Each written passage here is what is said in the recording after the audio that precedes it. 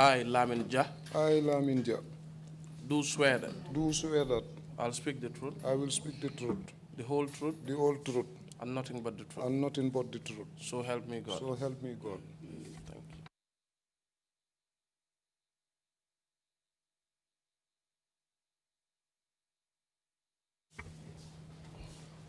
you.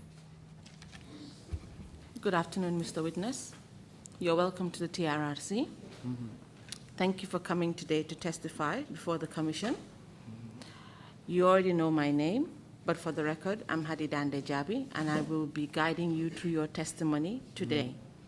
You have opted to speak in the Wolof language. Yes. So in that aspect, you will need to listen to the interpreters after my question, and then you will answer in Wolof, and they will interpret again in English. Yes. Okay, thank you. Can you state your names for the record? My name is Lamin Jah. Thank you. Mr. Jah, today we have a few issues that we will go through. And first of all, we'd like you to understand that before this commission, everything you say has to be the truth and only the truth. Yes. If you say otherwise, there might be consequences that you may face. Yes.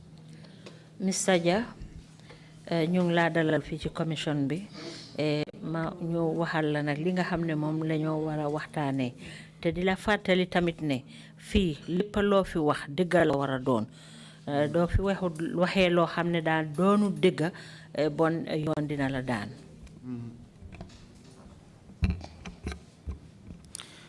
Some of the issues that we shall go through today shall be li ñoo waxtaanee si tey bokk na ci yi ma lim si nii. The conditions of the detention centers at Mile 2 prisons, being the different wings. Mile 2 prison ni nga xam ne noonu lañ fa dee teye nit ñi ci ñetti fànn yoo xam ne ñu nga fa. Which is the remand wing, the main yard, and the security wing. Benn bi ñu di ko wax remand wing, benn bi main yard bi ak fi ñoo wax security wing. And as we know it, sometimes you will refer to the security wing as the confinement cells. Te léegi-léegi nag fa ñoo wax security wing foofu la ñoo denc seel ba la ñoo dencal nit ñi foofu. We shall also talk about your torture. Dinañ waxtaanee tamit mitital yi nga xam ne dal na la fa.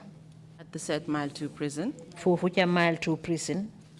The standard of the food. Anam yi nga xam ne lekka ga ngeen fa lekkee noonu la mel.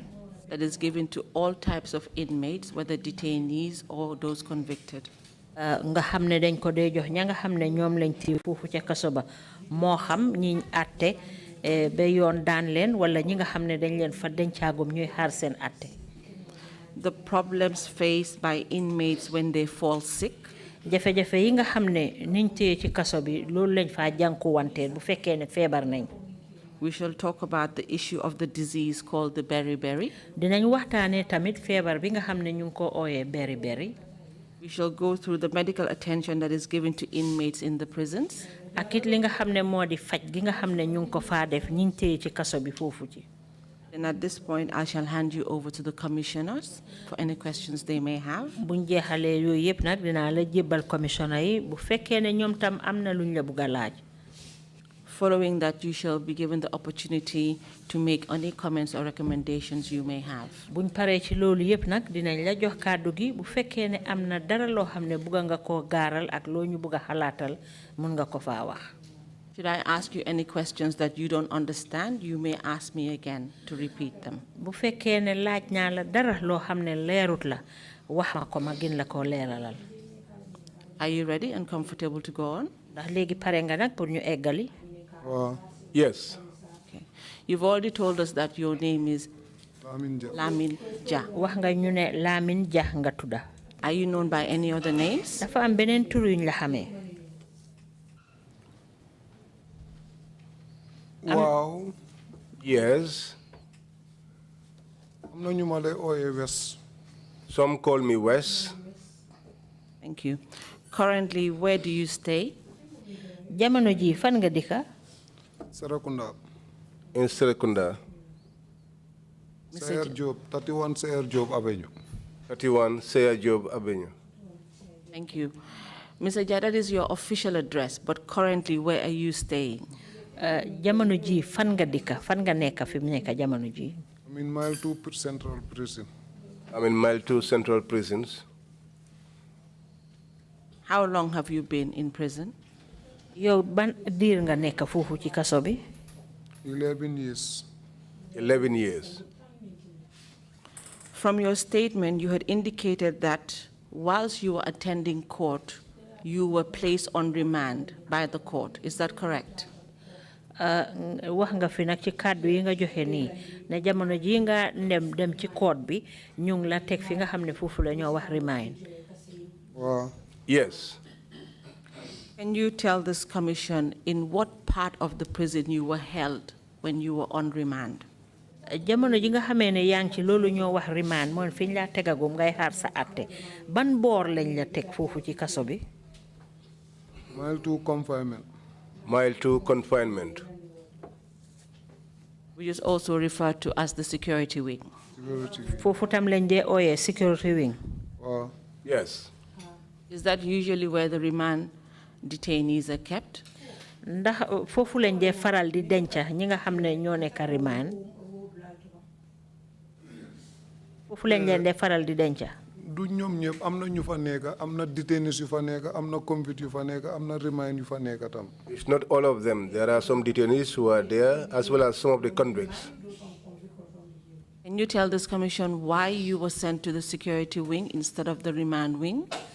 Ndax di nga mën a wax commission bi nag bu bon lana tax ñoo ñu yóbbu la security wing bañ laa bàyyi fi ñoo wax remand wing? Waxuñ ma lu tax de. They did not tell me why. Who placed you at the security wing? Kan moo la yóbbu foofu security wing bi? Prison officers yi ñu ma admit ñoo ma yóbbu foofu. It was the prison officers that admitted me who took me there. Mr. Jai, can you tell this commission the conditions that existed at the security wing when you were first placed there? Miss Saja, di ñu mun a wax anam yi nga xam ne béréb boobu ñuy wax security wing noonu la nekkee bañ la fa njëkkee yóbbu. Waaw. Yes.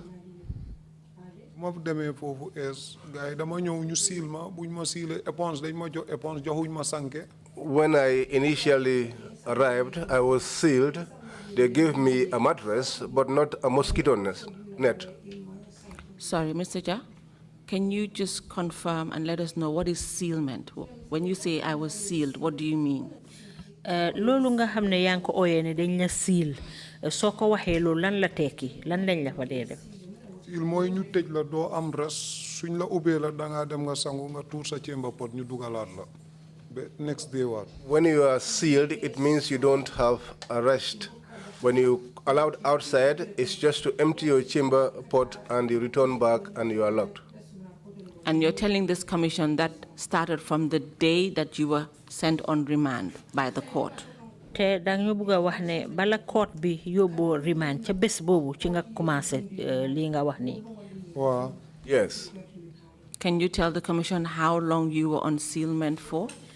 Noonu nga xam ne ñu ngi la doon tëj benn béréb rek teg la fa doo génn lu mooy tuuri poti sambur ak sangu bam diir la toll ñaata weer ñaata fan wala. Daanaka benn weer ak fukki fan ak juróom-ñetta. It was 1 month, 18 days. It was 1 month and 18 days. Yes. Thank you. So can you now continue and tell us about the conditions of the security wing? Léegi nag eggalil wax ñu foofu ñuy wax security wing naka la mel. Sel yi baaxut sel yi dafa bon because sel buñ ma dugaloon sax amul net ci parenteer bi pare dafa tànga. The cells were bad. The cell that I was put in did not have a mosquito net, and it was hot inside. You may continue. Tànga ba pare condition bi sel bi dafa hot. And also, it is tight. What is the ventilation like? Naka la meloon yaa ngi doon am ngelaw bu faa dugga. Ngelaw bi bariwul because fu ma nekk si digga la sel bi number 5 laa nekkoon rôle sel yi dañ fa bari man si digga bi lañ ma yóbbu woon. The air coming in wasn't much Ngelaw bi duy bari. because my cell was situated in the middle, in the row. And just to confirm again, at this time you were not convicted. You were on remand, waiting trial. Pour ñu gëna léral mbir yi rek moy né yobbuwuñ la code bé atté la woné né dañ la wara tëj dafa melni yaangi won remand di xaar pour ñu atté la. Yes. Therefore, it is correct to say, even as per your statement, that at this time you were then also not enjoying some of the privileges that the persons put in remand and usually enjoy. Bon mun nañoo wax ne foofu nga xam ne fa lañ la yóbbu woon nekkuloo woon di jëriñoo bànneexoo li nga xam ne kuñ def remand loolu la war a jëriñoo mel ni daal liñ la fa doon def utee na ak kuñ def remand di xaar àtte. waaw utee na. Yes, it was different. utee na ndigte.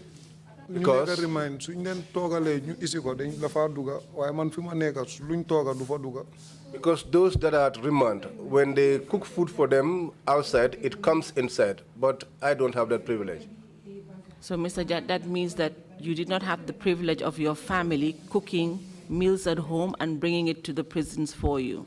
Loolu lim tekki Mr. Ja mooy ne daal sa mbokk yi mënuñu woon a am ñam boo xam ne dañ la ko toggalee ci biti indil la ko foofu. dëgg la mooy lu ko. That's true. Can you tell us what they were allowed to bring for you? Léegi wax ñu lan lañ daan nangu pour sa mbokk yi indil la ko. mooy tin foods. These were tin foods, corned beef, sardine, sugar, meew, coffee, sugar, milk, coffee, the sort of items, and the soup, toothpaste, toothbrush, well, and those things. Towel, and others. Did you find any need to question why you were put in the security wing instead of the remand? Ndax jotoon nga mun a laajte lan moo tax ñu yóbbu la foofu ñuy wax security wing bi bañ laa yóbbu fa nga xam ne mooy remand ba nga waroon a nekk. la teew ma ko ndigte dama fa gis ay yeneen ñoo xam ne ñu ngi leen fa indi te ñoom tam bàyyi raay dañ am problème comme ni ma amee problème. I did not ask them because I also saw others who were brought there who had similar problems just as I have. So you're telling this commission that it is the norm that people who are placed on remand waiting for trial are normally kept in the security wing. Bon dang ñu bëgg wax ne nit ñi nga xam ne ñu ngi leen war a indi remand pour ñu xaar ñu àtte leen ñi ci ëpp ñu ci léegi-léegi dañ leen dee faral di yóbbu fa ñëw wax security wing. waaw fekka naa fa ay nit tam fekka nañ ma fa dañ dee jëlee nit remand comme su fa nit amee problème. Yes, I found people there, and people also found me there. They will usually bring people from remand, especially those who have problems. Apart from those individuals, do they bring any other persons there? Lu dul ñooñu ndax indi nañ fa ñeneen. am na ñuñ fa lay ici ñoo xam ne comme like ñu ama problème ak Yaya Jammeh. Yes, there were others who were brought in. For example, those that would have problems with Yaya Jammeh. Can you tell us how often that was? Ndax dañ ñu mëna wax lool naka la day faral di amé? waaw nu mu lay faral di amee dañoo toog la gaay commencé officier yi seen boppa ñu in charge foofu dañ day ñëw ut ne ñu wax mees booy yi ñu utal leen chamber pot si les sel am ut ay empty cell su sel amut gaay dañ day mun a jël nit génne ko foofu delloo ko ñuñ paagoot ñu delloo som remind wala ñu jël som convict delloo leen si yaat bi puy space mun a am because that time cells yi dañ feesoon foofu. That time, the way it used to happen is that because the cells were filled up, the officers themselves will use the mess boys to look for a space among to remove some individuals from the cells and create space for these detainees who have been brought in. So you're trying to tell this commission that at that particular time, the security wing was always full with persons. Bol na li ñu bëgg wax fi moy bërëb boobu ñuy wax security wing jamono bu ci nekk rek daf dee fees a nit. waaw daf lay fees. Yes, step. It used to be full to the brim. Can you tell the commission who was the Director General of Prisons at that time? Jamono booba ndax di ñu mëna wax kan moo nekkoon Director General ba? waaw. Yes, David Colley. Thank you, Mr. Jah. Mr. Jah, how long did you spend at the security wing before you were convicted? Mr. Jah, security wing bobu ñaata weer wala ñaata fan nga fan nekk balaa la yoon di daan pour tëj la. daanaka ñaari at. Almost 2 years. Can you tell the commission how you spent your time in those 2 years? Di ñu mun a wax diiri ñaari at yooyu naka nga fa nekkee woon. waaw dama fa nekk di muñ di jaamu yàlla di bàyyi lépp si loxo yàlla di ñaan. I was there, persevering, praying to God, and leaving everything in God's control.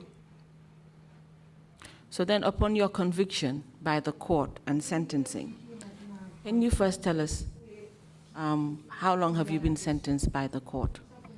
Gannaaw nag buñ la yóbboo ci court bi ba court àtte ne dañ la war a tëj ndax di ñu mun a wax ñaata appale la court bi tëj.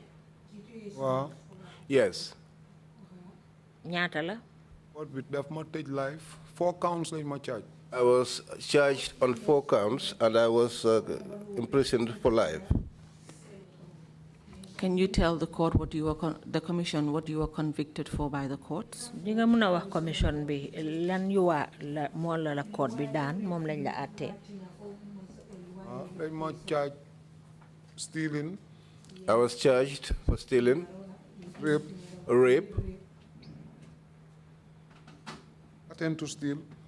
Attempt to steal, something like attempt to create from a felony, something. and an attempt to create a felony.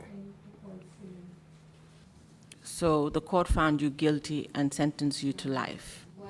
Léegi nag loi bi daan la ñu tëj la sa giiri dunda. And you are currently serving that sentence. te jamono jooju ci loolu nga nekkee moom lañ la tëjee nii. Yes. So can you tell us when you were convicted, at what part of the prison were you remanded in? Léegi nag biñ la yóbboo court ba loi daan la bañ ne dañ la war a tëj ban boor lañ la tëj ci foofu. ci court bi Banjul High Court. ci ban boor lañ la tëj ci kaso bi fan lañ ban fànna. security wing. At the security wing. So even after your conviction, you were sent back to the security wing? Yes. Gannaaw buñ la yóbboo court sax ba yoon daan la ne dañ la war a tëj dañ la delloowaat fi ñoo wax security wing.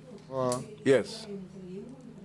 Were you at any time taken to the main yard where you were supposed to be rightly kept? am na benn jamono yoo xam ne yóbbu nañ la ci beneen fànn bi ñoo wax main yard nga xam ne foofu sax foofa lañ la waroon a denca. waaw. Yes. dañ ma yóbbu main yard ndigte dafa am ñu ñëwoon ñu Yaya Jammeh yónni woon pour ñu indi leen si kaso bi. They took me to the main yard because there were some that were brought in there on the behest of Yaya Jammeh. Can you tell us who they were? di ñu mën a wax ñooñu ñu ebaloon ñan la. waaw. Yes.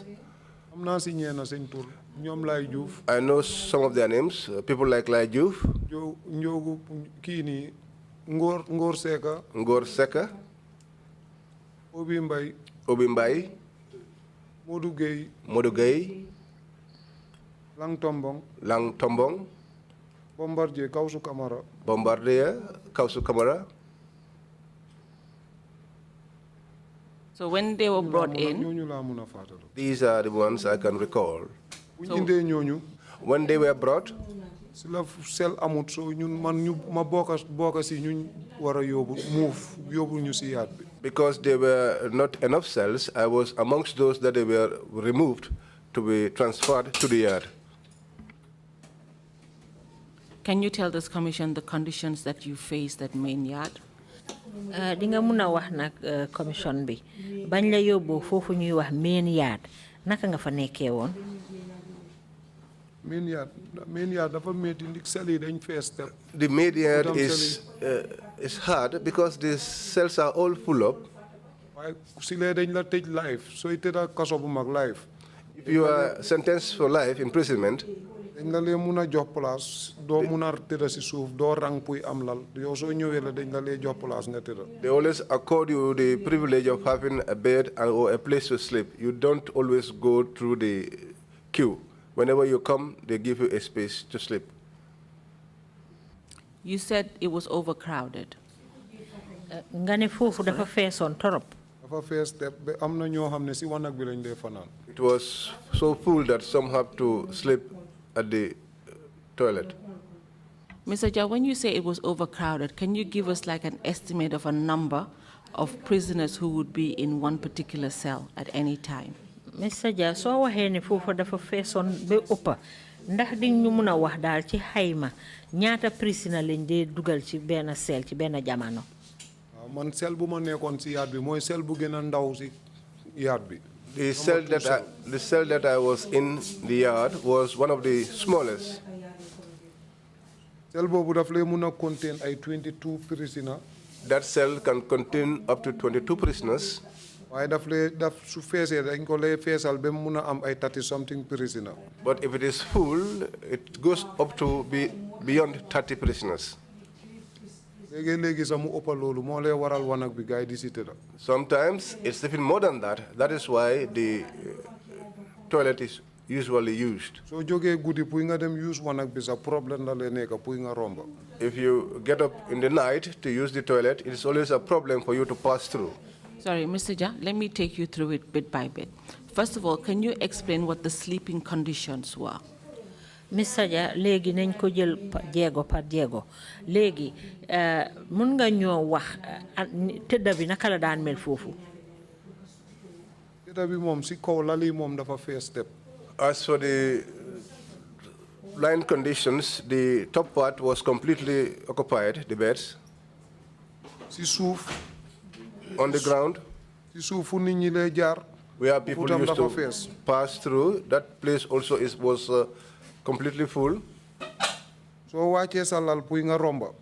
If you bring down your bed to attempt to pass, dafa nekk problème fu mu jaar nga ay nit puy nga mun a am yoon nga romba. it is usually a problem. You must wake some people so that they can create a way for you to pass through. wanag bi tam soo fa duggee.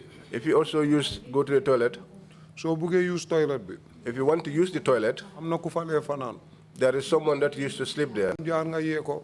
You must wake the person, nga use toilet bi. use the toilet. nga pare moom mu ñëw continuer tëddam. When you are done, the person will continue their sleep there. diggante sangookaay bi ak toilet bi. maraaj moo nekk si diggante bi foofu sa am na ku fa lee tëdda. The distance between the toilet and the place where they take bath, somebody used to sleep in that space. pare problème dafa lee bari.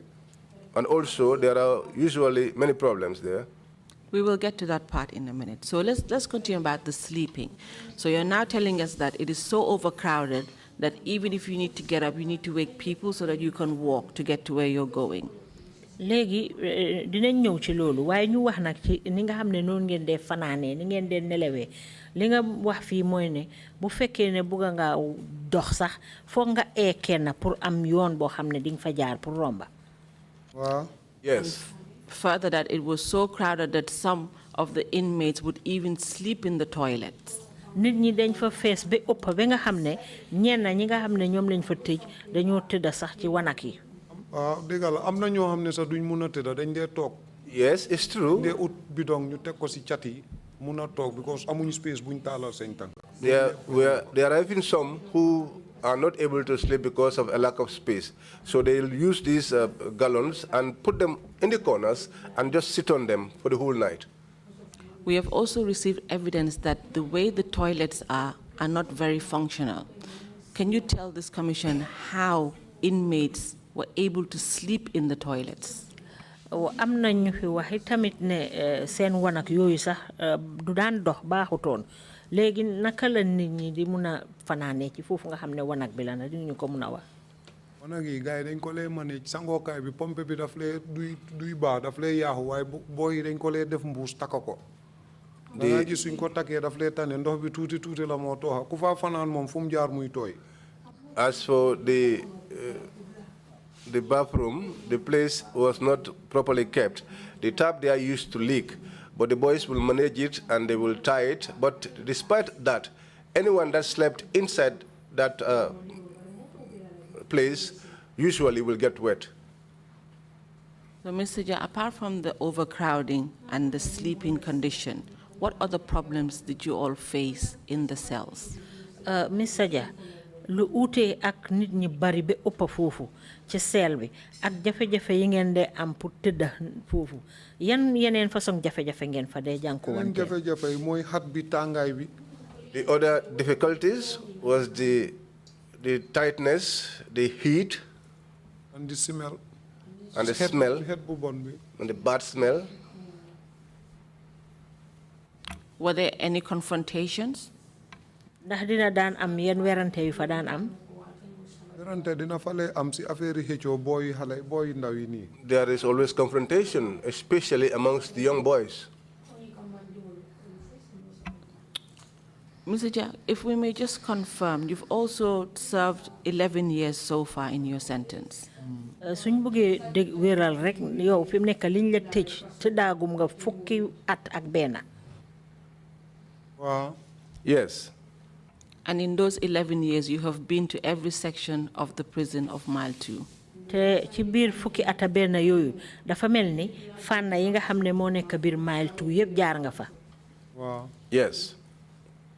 In your statement, you've mentioned that in the first 3 years of your conviction, you were very useful to the prisons. ci kàddu yi nga xam ne moom nga binda wax nga fi ne sa ñetti at yu njëkk yi nga xam ne moom nga fa def day daan nga njëriñ bu baax kaso bi.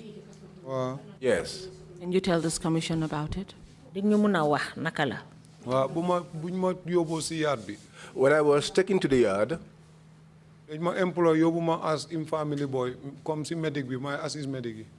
they took me as an infirmary boy, and I was given assistance to the medics. Continue. Tell the commission what you used to do. That is the place where the sick are admitted.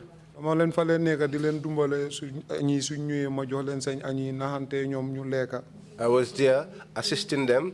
When others come, I give them their lunch. I'll be there trying to calm them down. And when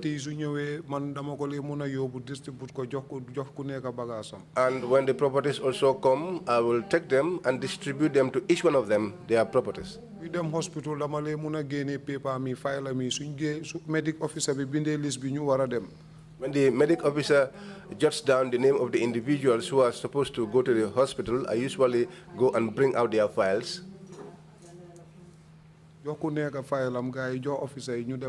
And hand it over to each one of them, and then they will give it to the officer before they will proceed to the hospital. Thank you. So you used to assist them to help inmates go to the hospital. Jërëjëf bondang leen daan dimbale pour dimbale ñi nga xam ne ñoom lañ fa tëj ni ñoo demee ba dem ci lopitaan bi. Wow. Yes. And during your work there, you must have encountered and saw different inmates with different illnesses.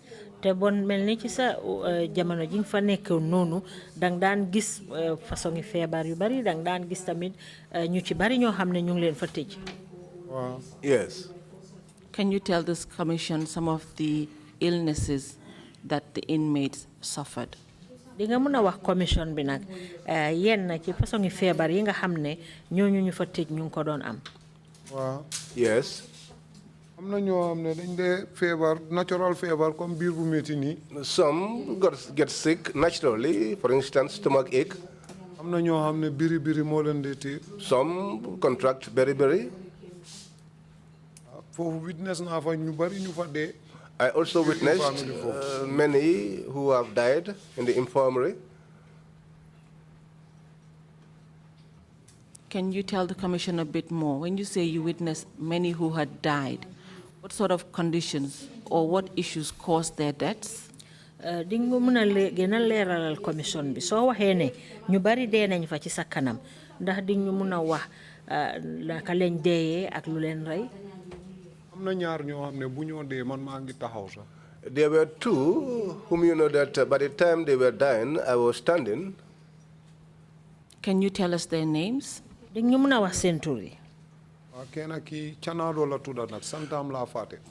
of them was Chonado, but I forgot the surname. Remand prisoner.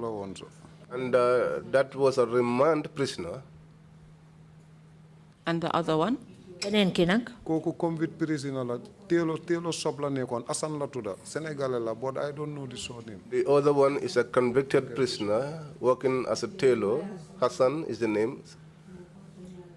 Can you tell this commission what caused their death? Di nga mëna wax commission bi lan mo waralon sen dé? Chanado mom dafa hala am mental problem. Chenado was having a mental problem, Ay biri moko tétam. but he also contracted beriberi. Continue, Mr. Ja. Chanado biri moko té Asan mom biram bir bu metti mom moko disturb won ci kasso bi. Hassan was having stomach ache. That was what stopped him at the prison. Asan bu mo gañu timis after dañ juli timis lot mu commencé di yuhu ci lal bi. Hassan, the day he died, it was just after dusk prayers. He was screaming. Time bo medical officer bi neku fa. At that time, the medical officer was not there. Bu mu nekké di yuhu ma gis ne li sonal nako ma dem oy benen suma partner bi prisoner la won Sadio Makumbaya. When I saw him screaming, I went and called one of my partners, Sadio Makumbaya. Bu mu ñëwé non lañ taxawé diko dumbalé yagul don mu nelaw. As he came, we were there assisting him, but not long after, he slept. After Sadio Makumbaya mu yëkati lo mi mu laal ko mu ne ma ki déna de. But after Sadio Makumbaya raised up his arm and said to me, this guy has died. After si lañ oyi medical officer bi gaay dem ci quarters bi oko officer yi oko. After, they went to the quarters and called the medical officer. Si lam ne légui nañ ko rap. That is when he said we should wrap him. Buñ ko rabé Sadio mu ne ma ubbi store bi ma génné balankar bi. When we wrapped, Sadio asked me to open the store and bring in the stretcher. Ñu indé balankar bi ñu aj tek ko lumas ko égal ko ci balankar bi. We put him on the stretcher. Ñu téé ko génné ko yobbu ko ba ci biti ci moto bi gaay aj ko ci pick-up. And took him outside where he was placed on a pickup. Gaay yobbu ko Banjul. And they took him to Banjul. Mr. Ja, was he able to get any medical attention in the prison before his death? Mr. Ja, bi mo nekk ci prison bi fofu ndax amon na ben fajj bo xamne dal dimbele won nañ ko ci bala mo dé? Mu ngi amé won ay garab gaay ko joxon garab way xawma exactly garab yum lon nan. Yes. Dama lay gis amok ci place am.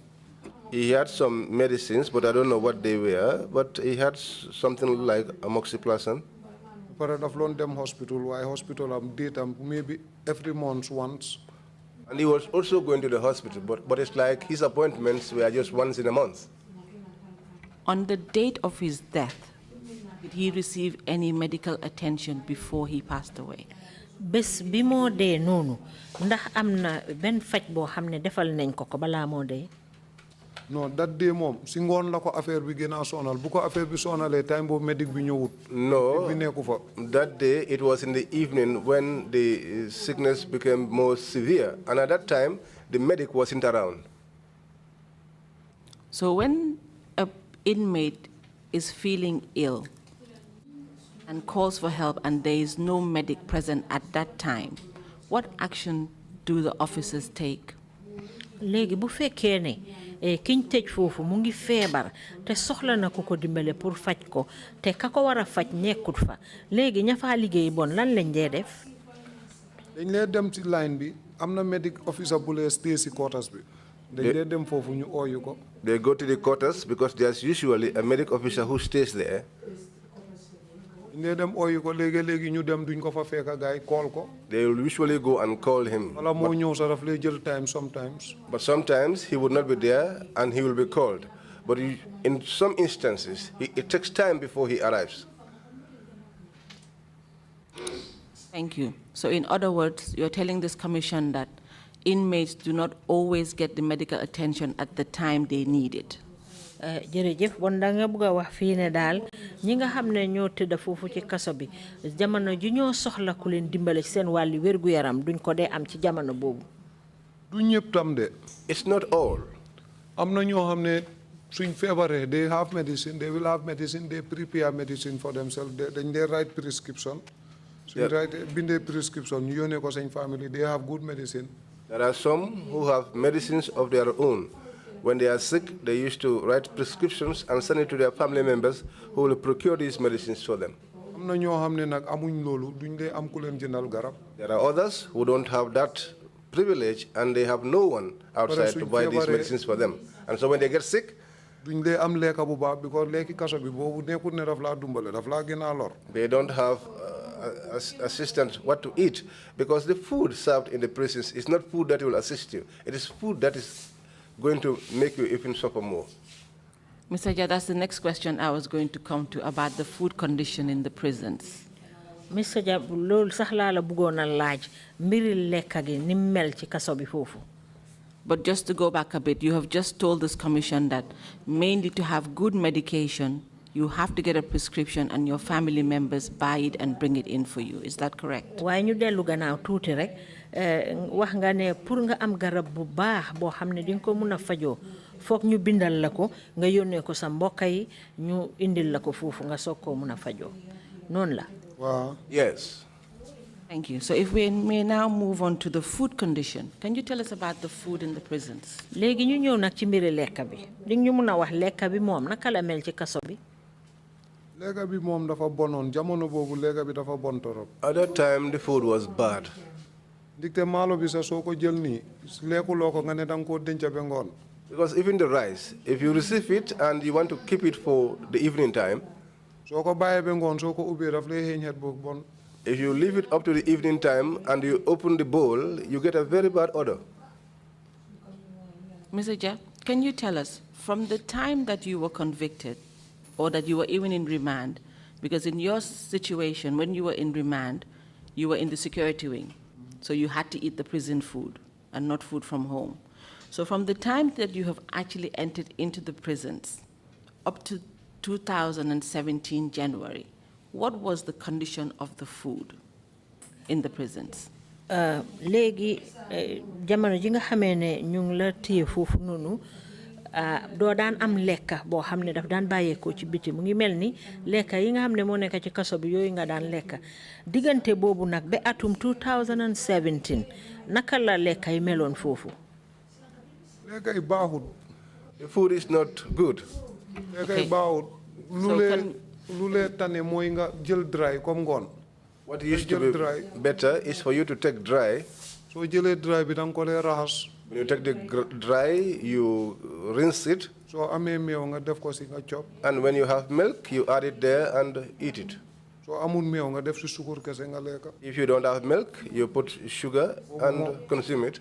Boo moo lee tane waaye man dama loon am meew sukur. That is what is better. Mr. Jia, we'll get to that in a minute, okay? I want you to tell your story.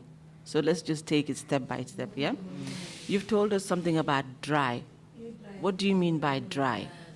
Am na loo fi wax nga ne dry maanaam lu wow loolu boo ko waxee lan la tekki. Cere bu amut sauce. It's the couscous that is served without the stew. So if you can tell us, to have a better understanding, we have days of the week. So what was your food like? Let's say, what did you have on Mondays, on Tuesdays, Wednesdays? Can we go through that? Léegi ñu ñëw nag ci bés yi nekk ci biir bés bu ay bi yëpp su fekkee ne yaa ngi mun a wax bés bu nekk lan ngeen dee lekka maanaam lundi li ngeen a lekka talaata lii àllarba lii alxamis waxal ñu ko ni mu teglantee noonu. Altine dañ dee am ndéwo bi daf lee nekk pap time boobu. In those days, on Mondays, we have pap as breakfast. Añ bi mu nekk cuduutir bu jën. In the afternoon, the lunch is palm oil stew with fish. Reer bi mu nekk cere bu baase. And the dinner is couscous with peanut butter. Talaata. On Tuesday, am plazas. we have plazas. Reer bi pap. And the dinner is pap.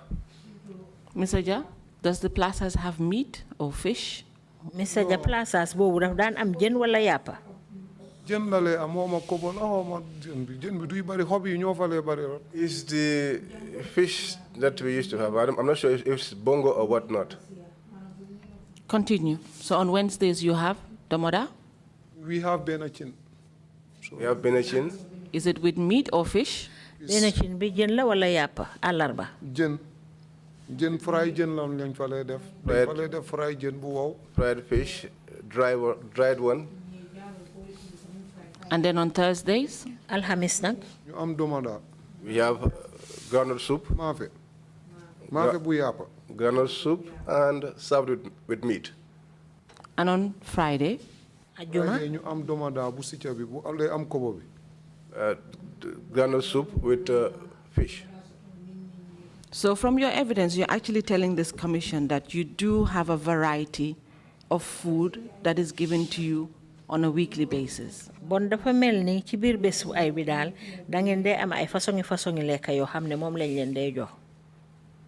Wa moy lekka yi mala wax ni la. These are the foods I have named here.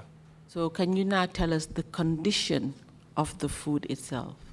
Standard of the food. Wax ñu lekka bobu nga xamne mom lañ leen day jox naka la mel. Comme ci doutir bi time bobu. At that time, the palm oil stew, so ko lay lekka ni sa dang di gis ndox ci bir malo bi. if you are eating it, you see water inside the rice. Bobu nonu daf lay cause biri. That used to cause beriberi. Pura gerte bu gaay lay toga samedi. The porridge they used to cook on Saturdays for the morning of the following day. They will cook it on Friday evening. They will leave it and it will spend the night in the kitchen. When they come in the morning, at that time it would have been all dried up. They will add water in and then they will stir it to lighten it, and then they supply it. And that is what usually causes the beriberi. The same thing. The pap too, the same thing. Mr. Ja, when they serve you the stews that you talked about, like the domoda and chew, do you actually see the context of either the meat or the fish that is in it? Legi buñ leen joxe lekk yooyu maanaam domoda bi wala cubeek yooyu ndax lim dee àndal moom di ngeen ko dee gis maanaam bu dee yàpp la war a nekk di ngeen ciy gis yàpp wala bu dee jën la war a nekk di ngeen ciy gis jën yi. Si lay yàpp la dañ da comme ñun high sentence yi moo lay tane sax. Well, when it is meat, for those of us who are serving high sentences, it is usually better with us. Better because dina am ñaari morso ndawal. Because at least you have 2 pieces of the meat. Those who are not serving life sentences or who are not on death row, their bowls are not normally filled, and the stew too is small. And 1 piece is what they used to put for them. Our bowls, for those of us who are serving high sentence, it can have 2 pieces. The bowl is a little bit full, and the sauce is a little bit better. In the evening, especially on Sundays, the couscous used to come with the meat.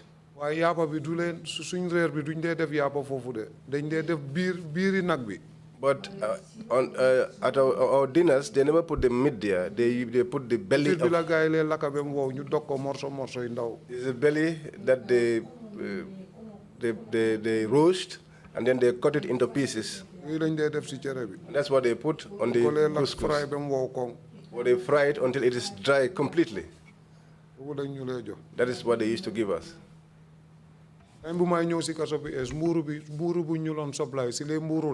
When I newly came to the prison, the bread they supplied us, if at all it was bread that was supplied, the tapalapa, they used to cut it in the middle. Each gets half of it. If you take breakfast from that, it's just the same as if you've not taken anything.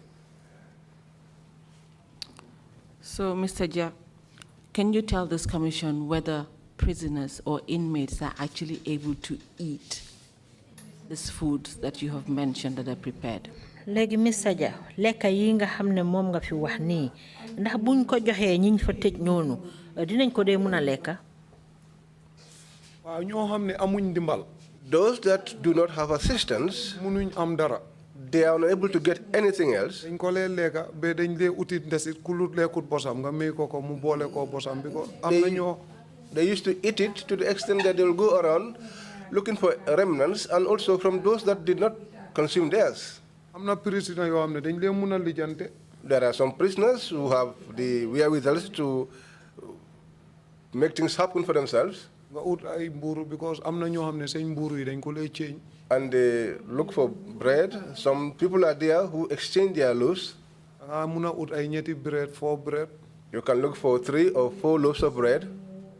soo munee tam nga dugalante si waañ bi da nga mun a am corruption. If you are able to, you can also use other mechanisms because there's corruption at the kitchen end. waaye loolu day fekk nga am dara. But that also would mean that you would have something with you. So it's like you all play a barter system to be able to get food. mu ngi mel ni da ngeen daan weccee wante daal pour mun a am ci lekka yu baax. Yes. Apart from that, is there any other ways that food is brought to you in the prisons? gannaaw anam yooyu nag ndax am na yeneeni anam yoo xam ne dinañ leen dee indilee lekka foofu ci kaso bi. xanaa big man yi de. Maybe the big men, ñoo xam ne ñu ngi loon liggéey maybe si government bi. those that probably had worked in government, ñooñu dañ dee mun a dugalante gars yi baag wéyal leen ñu am dara. they used to maneuver over the system and use the back way for things to be brought in for them. Mr. Jad, do you get provisions brought into the prison for you? Mr. Jad, ndax dang daan am ay lekka yu sew yi nga xam ne moom lañ la daan indil foofu ci kaso bi. waaw man dama lu ma lee mun a dugalante mooy ma lijjante mbuuru comme su ma amee cigarette nii. What I used to be able to walk around is, example, if I have cigarettes, I change it for bread. I exchange it for bread. Currently, do you suffer any medical conditions? jamono ji nga tollu ni ndax am ngay benn jafe-jafe sa wàllu wérgu yaram. waaw. Yes. si kaso bi laa amee xawma ñu ne gastrique la ulcer. I got ulcer problems in prison. dafa am jamono suma biir bi dafa ma dee métti su ma toogee nii di play draft sax. There was a time dafa métti ba fu mu jaar dama tëdda. I used to have stomach ache, especially when I sit down to play drafts. It was so severe that I would usually have to lie down. so affaire bi bu ma disturbé ma complain. When it disturbed me and I complained, gars yi buñ ma buggee ñu yóbbu ma hospital. when they booked me, I was taken to the hospital. laa dem Banjul MOPD. I went to Banjul to the MOPD. ma demee MOPD docteur gis ma mu laaj ma wax ko yëpp. I met the doctor and he asked me and I told him everything. mu refer ma scanning. And he referred me to be scanned. ma demee scan gars yi ñu ne suma right kidney bi moo am stone xaw ma. And after the scan, I was told that my right kidney had a stone, I think. after gars yi dañ ma lay jox medicine every month dama loon dem hospital. They used to give me medicine and every month I went to the hospital. So because of that, you're on a special diet? ngir loolu nag dafa tax ba dafa am façon ngi lekka yoo xam ne moom nga mun a lekka. waaw. Yes. And further, as you have stated in your statement, because of that, you get prescriptions written and special food is brought in for you. Is that correct? ci kaw loolu dañ la dafa am luñ la bindal bu ko defee lekka yi nga war a lekka ñu mun la koo indil. waaw. Yes. Can you tell this commission what type of food is brought in for you? ñu mun a wax yan façon ngi lekka lañ la dee indil. waaw. Yes. recommendation lañ ma jox Quaker oats. They gave me a recommendation for Quaker oats, cornflakes, milk, corned beef, sardines, noodles, juice, biscuits, snaps, extra, you say it. And others. So that is a privilege that prisoners do get. ndax loolu mbir la boo xam ne ñi tëj ci kaso bi dañ ko dee faral di am. daf lay nekk comme docteur su la ko recommendé from Banjul. It is usually the case when such is recommended by a doctor from Banjul. Thank you. So now let's move on to the illnesses. You talked about beriberi in the prisons. Can you tell us more about it? léegi ñu wax nag ci mbiri feebar yi am ci kaso bi foofu wax nga fi lu ñoo wax beri di ñu mën a wax loolu naka la. waaw. Yes. biri ñum lay gën a jàpp mooy comme ñoo xam ne nii duñ lay am ndimbal daal.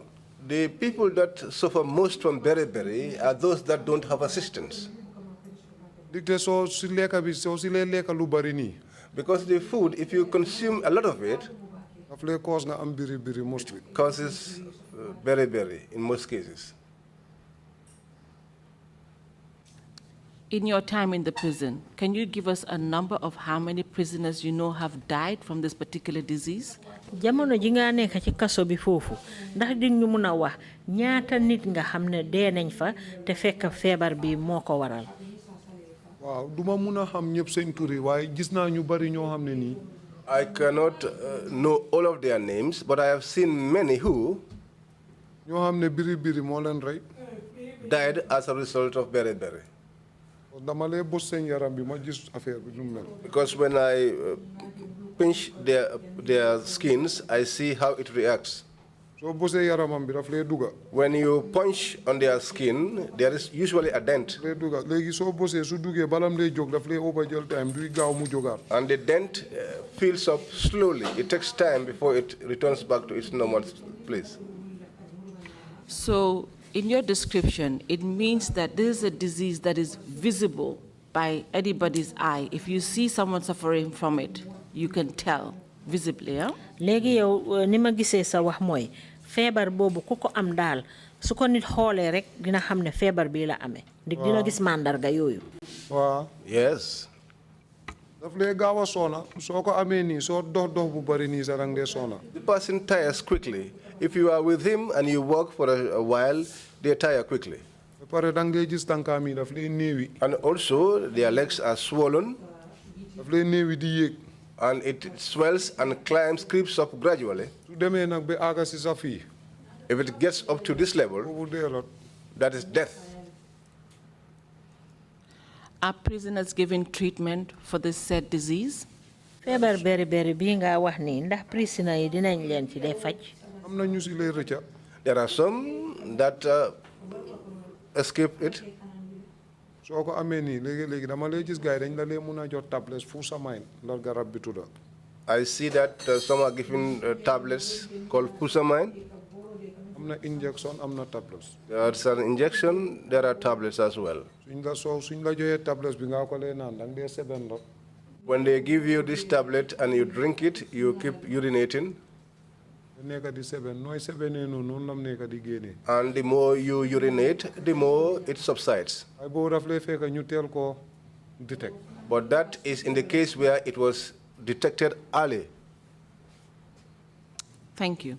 So apart from this particular disease of the beriberi, are there any other diseases that is rampant that causes death in the prisons? gannaaw feebar bii ñoo wax beri ndax am na beneen façon feebar boo xam ne nag bari woon na fa ba nga xam ne dina daan tax prisoner yi di dee. non biri bi daal laa gis moo lay gën a rey prisoner yi daal. No, it's the beriberi which I noticed was killing prisoners more. And as the inmates, you all believe that this beriberi is caused because of the poor quality of food that is served. te yéen ña fa nekkoon nag li ngeen gëmoon daal mooy ne beriberi bii li ko daan waral mooy lekk bu bon biñ leen daan jox. waaw mooy dëgg. That's the truth. That it is due to the fact that the food lacks nutrition.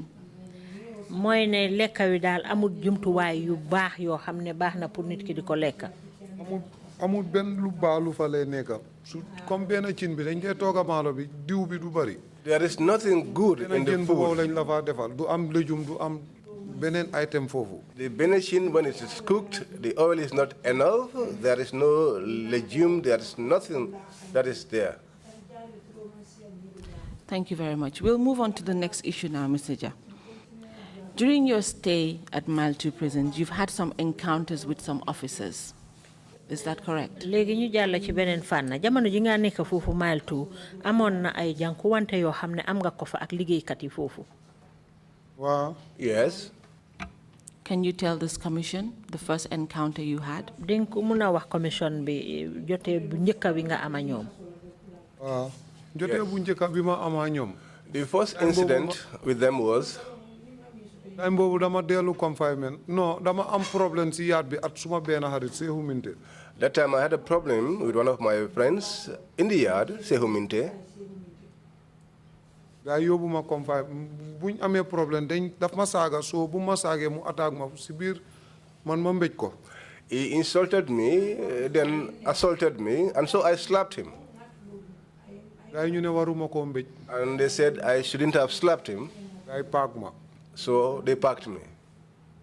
yóbbu ma confinement. They took me to confinement. Was anything else done to you? am na leneen luñ la fa def. after loolu ay some 1 month some de yaagut dara mu am benn boy Makodu Jahate. After that, not long after, maybe a month or so, there was another boy, Makoduja Jahate. gaa yi dañ téye cannabis si moom. He was caught in possession of cannabis, buñ ko téye cannabis bi gaa yi yóbbu ko. and he was taken, mu ne leen man maa ko ko jox. and he told them that I gave it to him. gaa yi jël si ma. They collected me, buñ ma yóbboo ñu àndamaan moom. they took me alongside him, ak beneen boy Parliament si la. and one other boy, Parliament Silla. gaa yi yóbbu ñu dem SO office. They took us to the SO's office, suma kanam gaa yi laaj ko mu ne man maa ko ko jox. and in my presence, they asked him, and he said, I gave it to him. Sorry, Mr. Ja, 1 minute. You said they took you to the SO's office. Can you explain where that is found? nga ne dañ lay yóbbu ci office SO bi loolu ban boor la nekkee ci kaso bi. mu ngi mile 2 soo duggee si main bunta bi la first office bi foofu. It's in mile 2 as you get into the door, the first office. On your right side. On your right side. You may continue. eggalil. foofu la ñu yóbbu bu ñu fa yóbboo kuñ dee wax Chief Kaliru. And when they took us there, the one they called Chief Kaliru ak Sergeant Corps. and Sergeant Kaur ak yeneen private officers. and other private officers, booy bi ñu laaj ko suma kanam. they asked the boy in my presence, mu ne man maa ko ko jox. and he said, I gave it to him. ma ne ko man joxuma la ko. I told him, I have not given it to you. gaa yi léegi ñu ne dañoo dem headquarter. And now they said that we are going to the headquarters. lañ àndaa ñun. So they went with us. ñu ubbi main bunta bi ñu dox usuñ moto sax dañ dox. They did not use a vehicle. They opened the main door and we walked. They escorted us. They escorted us. bu ñu àggee ba headquarter. When we got to the headquarters, gaa yi ne man ma toog si ron mango garab bi they foofu. told me to sit under the tree. Mr. Ja, sorry. Explain where the headquarters that you're referring to is. Mr. Ja wax ñu li nga wax noonu ne headquarter bi ban boor la nekkee. headquarter bi office David Colley opposite mile 2 Central Prison. The headquarters is David Colley's office, which is opposite mile 2 Central Prisons. waaw bu ñu yóbboo foofu. When they took us there, gaa yi ñu ne man ma toog. they asked me to sit down. ma toog si garab bi ron garab bi foofu. I sat under the tree there. gaa yi dugal Makodu. They took Makodu inside. bu ñu dugalee Makodu. When they took him in, yaagul la ma dégg yuuxoo mi ñu ngi koo dóor. not long after, I heard his screams. He was being beaten. du yaaga tuuti Sergeant Corps. Not long after, Sergeant Kaur mu ñëw ne ma Lamine Dia ma ne ko waaw mu ne ma kaay. came to me and called me Laminja, and I said yes, and he told me, come. si la kof suma loxo bi. So he handcuffed me. handcuff suma loxo bi. He handcuffed me. bu ma handcuffee. After he handcuffed me, mu génnee benn morceau. he removed one piece of cloth, mu dugal ko suma boppa bi. put it over my head, after mu takka ko. and tied it. mu téye suma loxo bi. He held my hand picca ma. and pulled me. ma toppa ko. I followed him. gaa yi ubbi bunta bi dugal ma. They opened the door and they put me inside. dama step koof. I took a step in, took a turn. dama koof la ñu yenu ma. As I took a bend, they carried me. bu ñu ma yenoo la ñu teg ma si table bi gaa yi téye ma. When they carried me up, they placed me on a table. gaa yi dóor ma lu yàgga. They beat me up for a long time. Mr. ñu Ja, wàccee ma. They brought me down. when you say they were beating you, what were they using to beat you? biñ laa dóor noonu lan lañ doon jëfoo pour dóoree la ko. blackjack. They were using a blackjack. When I took that turn and they carried me up in the air, placed me on the table, beat me up, and brought me down, they removed the cloth over my head. That was when I saw Ibrahim Jame. He was having a blackjack. The one they call Pio Jaban. He was having a blackjack. Pio Fadera. He was having a blackjack. And they asked me, who gave this man the cannabis? And I told them I did not give it to him. Sefla, deputy director. The Sefla, the deputy director, he told them in Mandinka, put him up again. And they put me up again. At that time, they had removed the piece of cloth over my head. And they started, when one raises up his black jar, it will be the other one who will be hitting. And they'll be doing like that. Mr. Ja, who is, you said Jame. What is the full name? Ibrahima Jame. Was he known by any other name? Chief Torturer. Chief Torturer. Thank you. You may continue. Because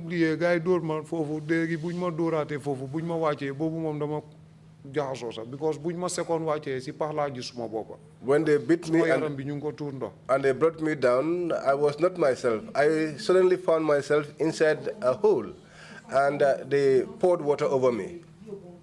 Can you, sorry, Mr. Jack, can you describe the hole, and where was it?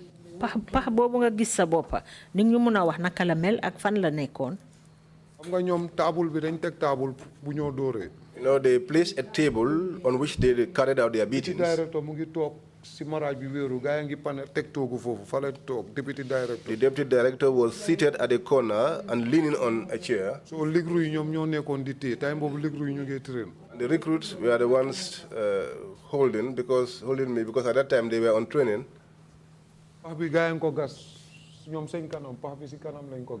The hole was dug right in front of them. A big hole. Can you give us an estimate of how big the hole was? The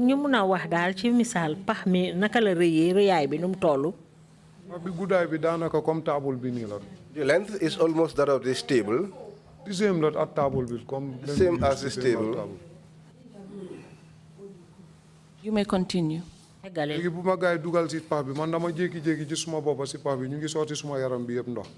just saw myself inside a hole, and my whole body was soaked with water. They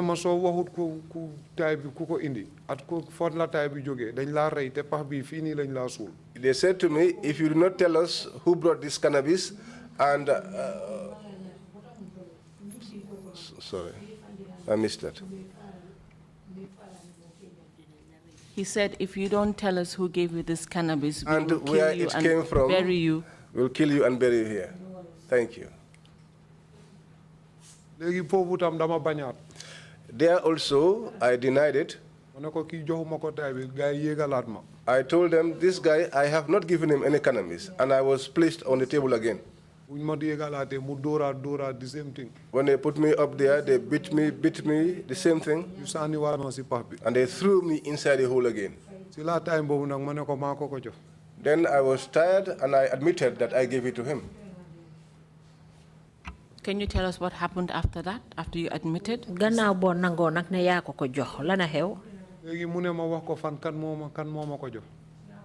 he said to me, I should tell him who gave it to me. But I don't know the name. I told him that it was one soldier whose surname was Bojang, but whose name I did not know. So, Mr. Jai, you're telling this commission that the military used to bring cannabis into the prisons and actually supply inmates? Bon danga buga wax ne soldat yi dañ daan indi tay ci biir kaso bi di ko jox ñañ fa tëdda. Wow. Yes. Okay, so if you may continue with your beating. Legi egalil door yi la doon door. Mu continue bu ma ko waxee loolu sa taxul mu bàyyi gaay dañ ma égalaat dooraat ma ñaari yoon war. It continued. Despite my admission, that did not make them stop. They put me up twice and beat me up. Door. After feka pass parliament sila dafa wax fofu turi Ramses. They beat me up. At that time, Parliament had called the name of Ramses. Can you clear for this commission who is Ramses? Ramses. Soriba Konde. Soriba Conte. That was this morning's witness. Conde. Soriba Conde. You may continue. Soriba Konde. After guy time wacha dafa jot. At that time, it was close in time. So guys si non dañ ñibé. And that was how they went home. Ay deloma. They returned me Yobuma si empty cell. returned me to an empty cell With handcuff. in handcuff. Seal ma fofu non. And they sealed me there. So you're telling us that they took you to a different cell from the cell you're normally kept in? Yes. Yes. And then you were once again sealed. Yes. Can you tell us how long you were sealed for? Seal bi yaga na seal nañ ma bobu warna am ay 7 months de. The seal was long. I was sealed for, it should be up to 7 months. After the beating, before they took you back to the cell, did you receive any painkillers? Gannaaw door yi ñu la door noonu yépp balaa ñu laa delloo ci seel bi ndax am na yenn garab yooyu naan pour wàññi métit bi. Naanuma woon benn garab. I did not drink any tablet. Did you receive any medical attention? am na benn faj boo xam ne faj nañ la ko. Time boobu noonu exactly munuñ ma gaay nanguwuñ ma yóbbu in family ooyaluñ ma medic. At that time, they did not agree to take me to the infirmary or even to call a medic for me. So you were taken directly from the torture scene to a cell by yourself and you were sealed. Bon dafa mel ni fa nga xam ne fa lañ la doon dóoree dañ la fa jëlee rek yóbbu la ci seel boo xam ne yow kenn naa fa nekkoon. Yes. Wow. Yes. Can you explain to the commission the type of injuries that you actually suffered? Nga mën a wax commission bi yan façon yi gaañu nga moo la fa daloon. Suma gannaaw bi am na yu xar yu bari. My back, I suffered lacerations. Suma gannaaw bi dafa xar ba duma lee mun a toog suma toogee dafa metti sumay tëdda fu mu jaar ma dëpp. My back was lacerated. I'm not able to lie down, and when I'm lying down, I have to be flat on my belly. Apart from the slap that you received, did they hit you anywhere around your face? Waaw gaay dañ ma doon mbéj yooyu ndax am na yeneen yoo xam ne laal na la sa kanam bi. dañ ma no pipe bi laalut woon suma kanam bi waaye suma tànka yi suma loxo yi daf ko doon laal. No, the pipe did not touch my face, but my feet and my hands were touched. So it would be correct to say that you had injuries that were not visible. Bon ne mun a wax ne amoon nga ay gaañu ay metit yoo xam ne kenn mënu koo gis a but. Suma yaram bi because am na benn prisoner bu fa nekkoon kuñ le mu ngi fa ba léegi sax Bakary Sano la tudda. Yes, because in fact there is a prisoner called Bakary Sano. Officer dañ ko lee mun a indi ñu ubbi ko ñu ubbi ma suma sel mu dugga mu dampel ma suma lii bi ndox bu tàng la lay use at karité. Sometimes the officers will open my cell and will bring him in and he will use a cloth and try to massage my body. Moom moo doon dampe suma gannaaw bi. He was the one massaging my back until the thing subsided. But after that, they took me again alongside Ramses. They took us. They took Ramses inside. They beat him up. Mr. Ja, can you give us a time period when they came back for you? ñu mën a wax diggante bi naka la toll bañ la fa yóbbu ak bañ laa jëlaat. I think door boobu dafa tombé Thursday I don't know si Monday bi ñu jël si Sogna Ramses am na weekend la tombé something like that after. I think that beating coincided on a Thursday and the following Monday they collected Ramses. So it means that at that time government didn't work on Fridays. Mo nga melni jamono jooja nguur gi duñ daan liggéey bi ci àjjuma. Non time boobu àjjuma duñ dee liggéey. From No. Monday to Thursday la suma faate wut kay. During They that took a time, break for the Friday, Saturday, Sunday, and collected you back on the Monday. Monday. Tell us what happened. wax ñu lu xew. Dañ ñu yóbbu dóor Ramses ñu ne Ramses tam daf lay jaay tay. they took us and they beat up Ramses, and they said that he is one of the people who used to sell cannabis. That information loolu la gaay amoon ci moom. That was the information they heard about him. buñ ko dóor ko ba after foofu noonu affaire yi mobile feeñ fa waxi mobile. After beating him up for some time, an issue on a mobile phone arose from there. Tell the commission about the mobile phone. waxal commission bi mbiri mobile phone boobu. waaw dëgg la mobile bi it was my mobile. Truly, the mobile phone was mine. Mr. Jack, can you tell this commission how you obtained a mobile phone whilst incarceration? Mr. Dia di nga mun a wax commission bi naka nga mun a amee téléphone mobile te fekk ñu ngi la tëj. waaw. Yes. mobile bi gars yi nekkoon foofu Venezuela drogue ñooñu Yaya Jammeh amoon na tëjoon leen foofu te leen jàppoon na drogue yi. The mobile, the Venezuelans who were caught with drugs ñooñu ñoo ko moomoon. were the ones that owned it.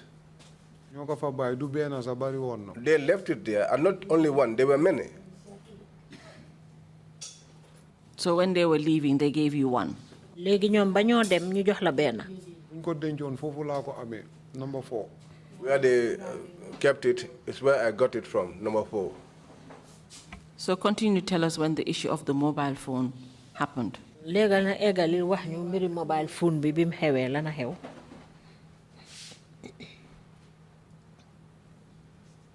mobile bi dafa am benn day.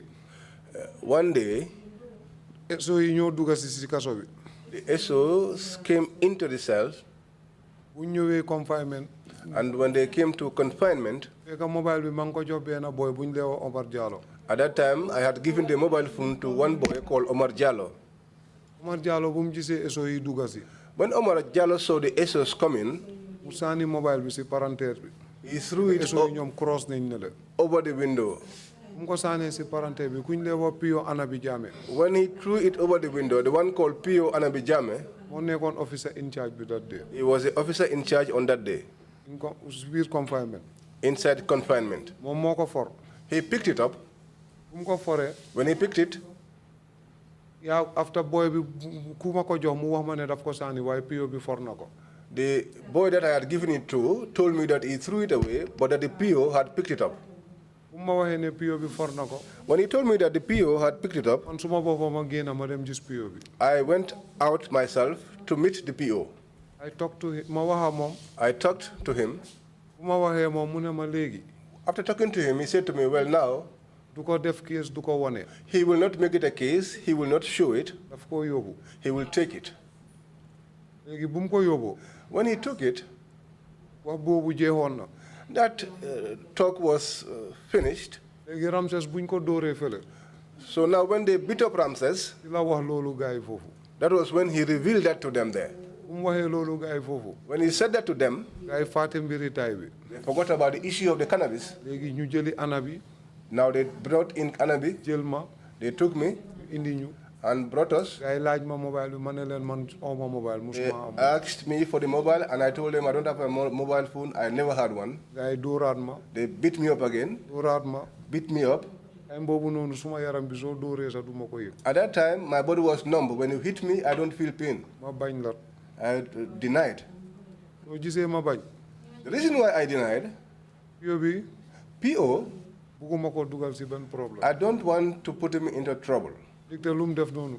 Because what he did like that, moom deful dara loo xam ne nii war naa dem taxaw ma ne leen moom moo ko yóbbu. he has done nothing which will warrant me to go there and loolu taxoon expose ma bañ him. bugguma ko yaaxal liggéeyam. That was why I denied, because I did not want to I make him see lose you his do- job. But even in that ay situation, dañ ko detain foofu moom it. he was detained also for 9 months. for 9 months. David danga ko fa detain. David detained him there. ñu toog benn bés. We sat down, and one day, gars yi jël case bi. they took the case ñu yóbbu ñu NIA. and took us to the NIA. bu ñu yóbboo NIA.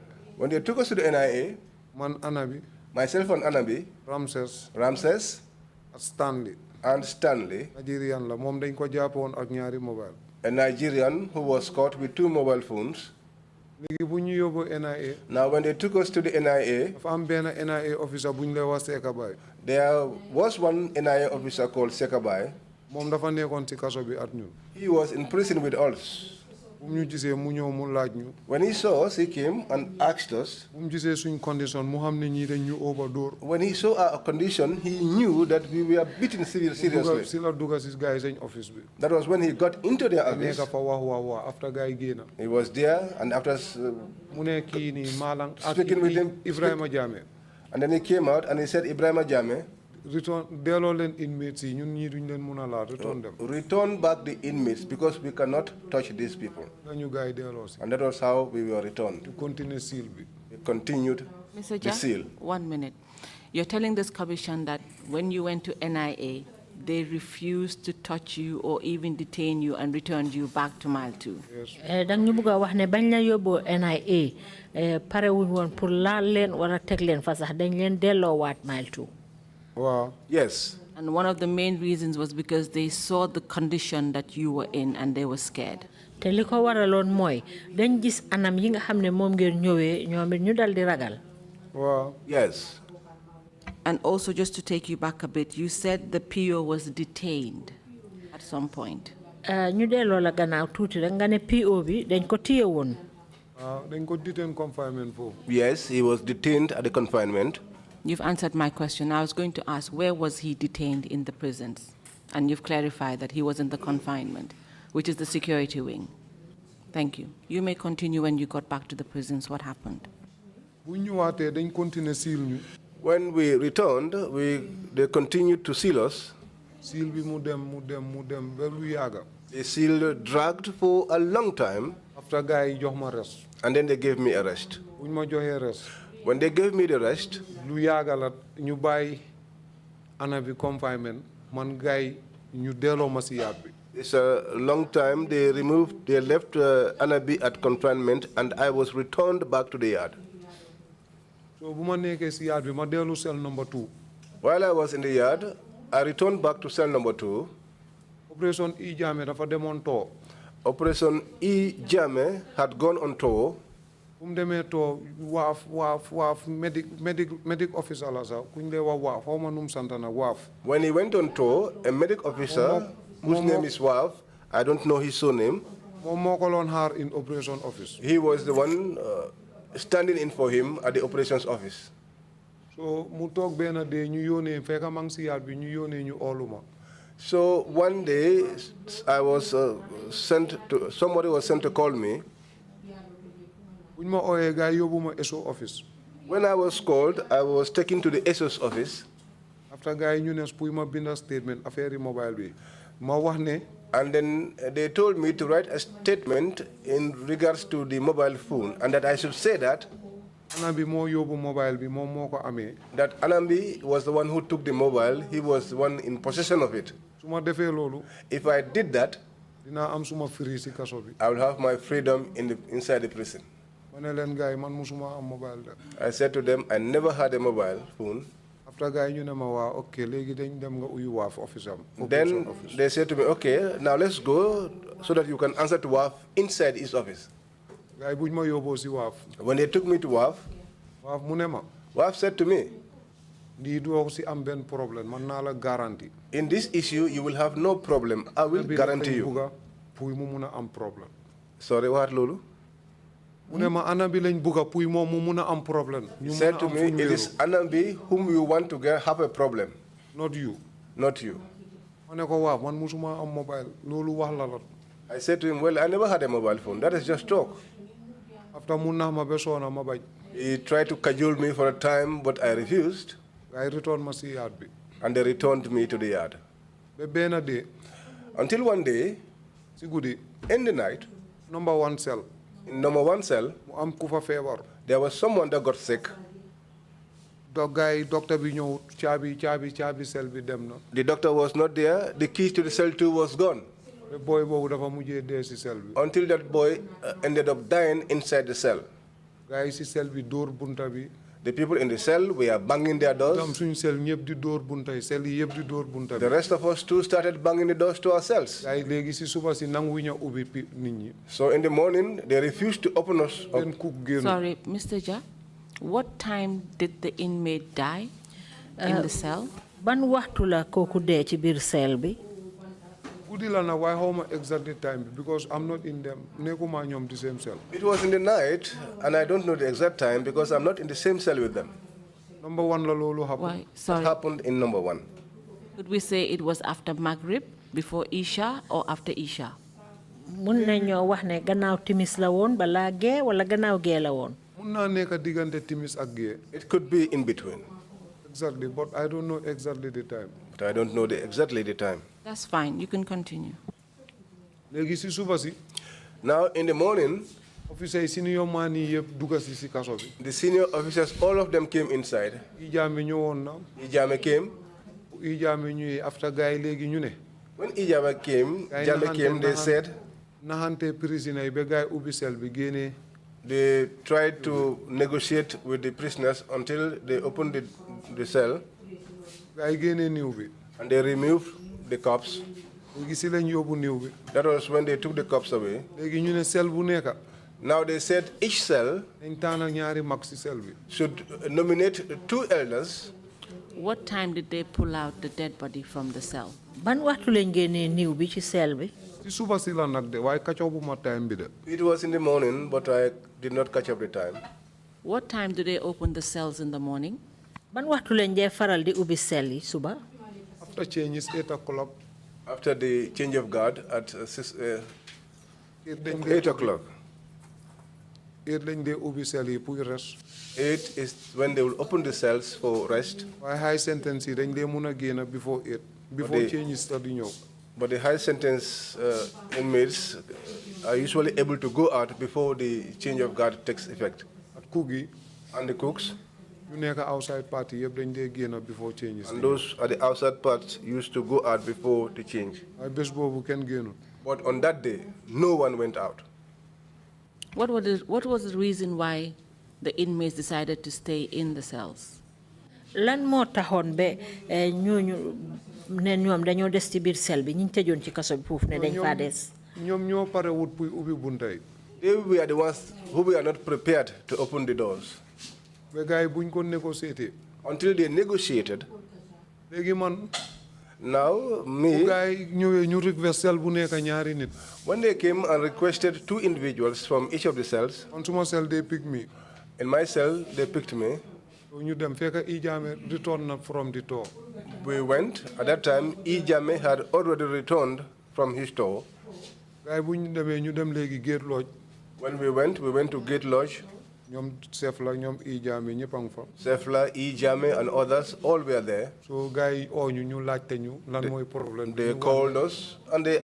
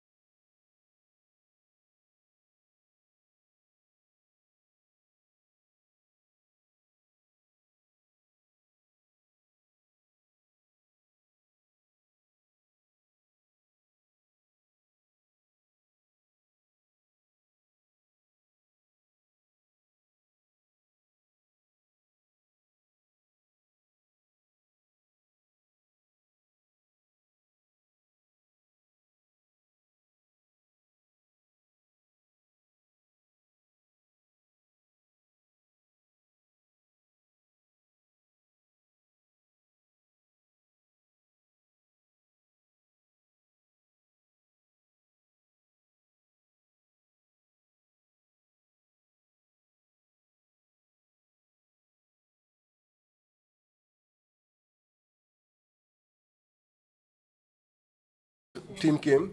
They opened the door to my cell. They handcuffed me. They took me away. He was a part of the team. Guy buñ génnee ba bunti confinement bi. When we came out up till the door to the confinement. Soldat yi la toog noonu. Where the soldiers used to sit. Foofu noonu la taxaw man si laa ko ne uncle man defuma la dara di. That was where he stood with me, and I said to him, Uncle, I haven't done anything to you. Ma visit la laa la loon ñaan. I was just pleading to you with regards to my visits. Ma la dóor ma mbéj. That was where he attacked me and slapped me. Slap yu bari sax. He slapped me severally. And that time I was handcuffed. I understand. Léegi bu ma slappee. When he slapped me, after slap mu doyal slap persona mu bàyyi ma. When he slapped until he was satisfied, he left me alone. And then he ordered them to take me to his office. When we got to his office, he opened the door to his office and told them to remove the seats to the sitting room. And he ordered them to hold me. He beat me up seriously. After mu handcuff ma, guy cuff ma dóobu ma. I was cuffed. Buñ ma yóbboo ñu yóbbu ma empty cell empty cell number 5. And then they took me to an empty cell number 5. Dugal ma foofu. And put me inside. Guy jël Ramses. They took Ramses. Ñu yóbbu Ramses. Took him away.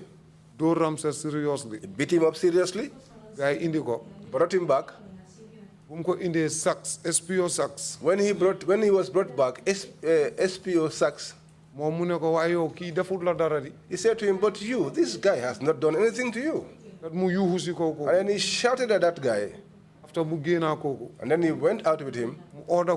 He ordered that person for that guy will bring me back. When Sachs took me back to his office, he beat me up again. He brought Ramses again. Beat him up seriously. It was on Thursday. That was on a Thursday. After he did that, they gathered all the officers and they went around the prisons, to all the cells.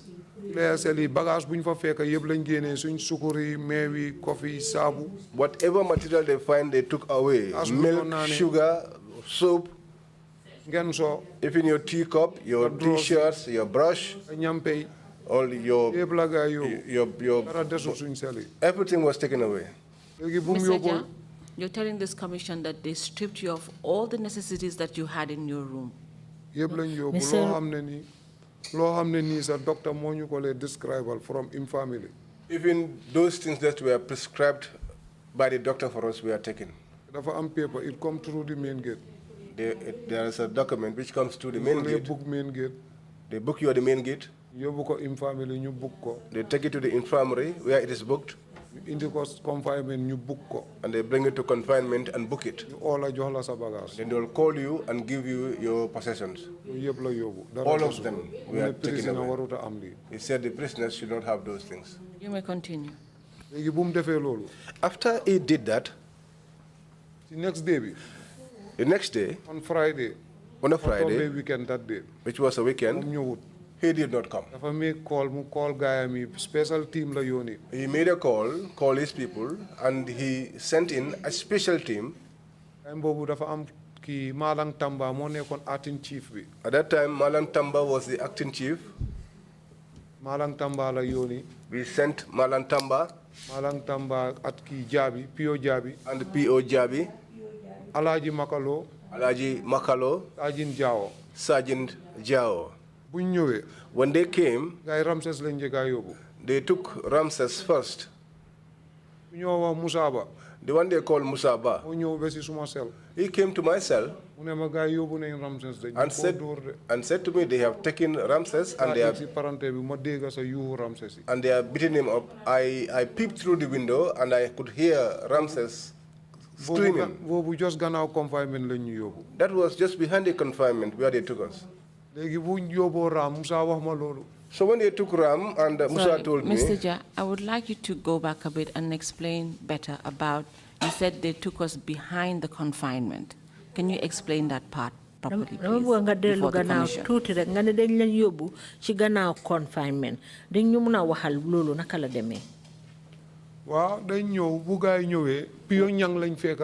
When they came, they found P.O. Nyang. In charge on confinement. He was in charge of confinement. He was the one they spoke to. Pyongyang joxe order pour ñu ubbi ñu. Pyongyang gave the order for them to open the doors for us. So bu ñu ubbee ñu gars yi yóbbu Ramses. When they opened, they called Ramses. Gars yi yóbbu Ramses. They took Ramses. Prisoner bu ñoo wax Musaba. The prisoner they called Musaba. Moom moo njëkk a ñëw si suma cell.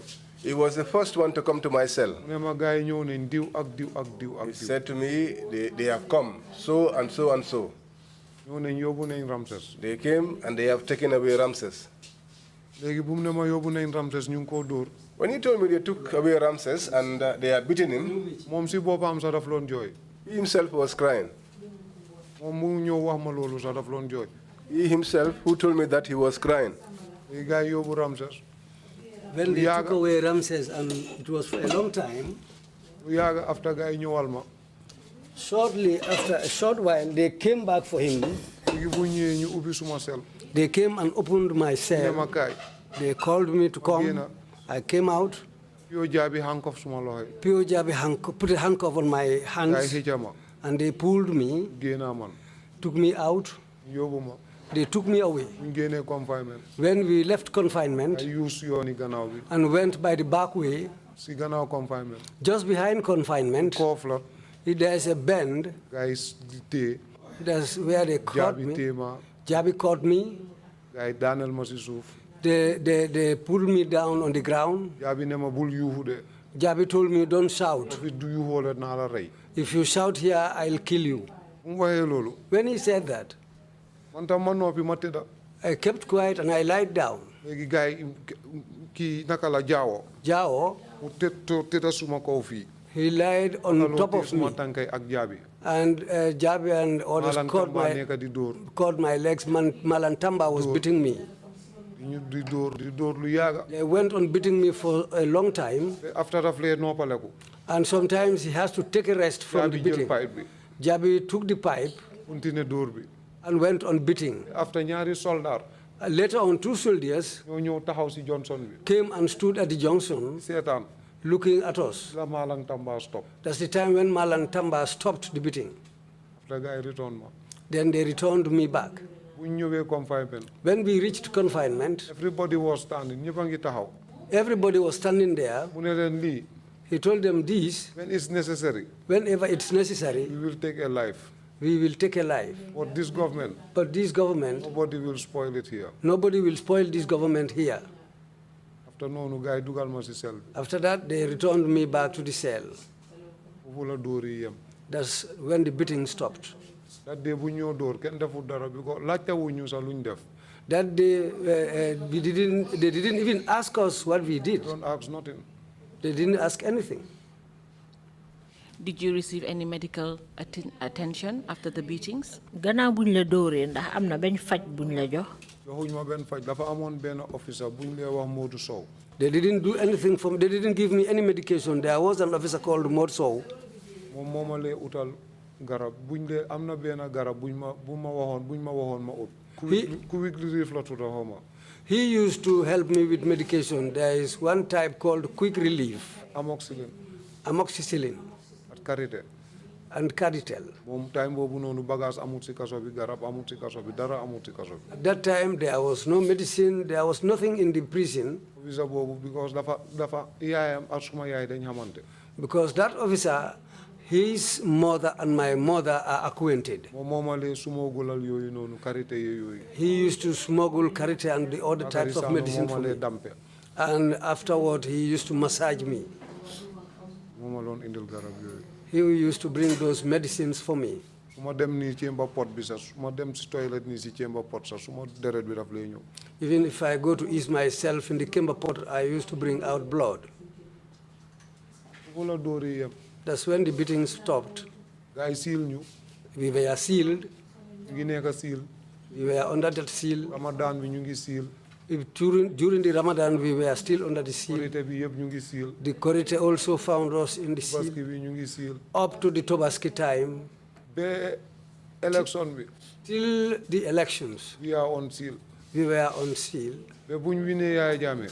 Until when Yaya Jammeh lost the elections, ñun ak yeneen soldat yooyu noonu attaque woon December lii bi 31 Myself plus the other soldiers who organized on the 30th attack. ñooñu seen boppa ñoom ñëpp a amoon res dee buñ winee Yaya Jammeh ñun ñëpp a amoon res.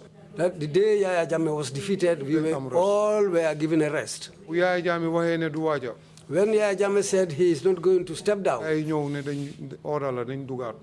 they came back and said it was an order, let's go back in. ay dugalaat ñu. They took us back in. moom la ba after bu Oga waxee ne léegi dafa lii.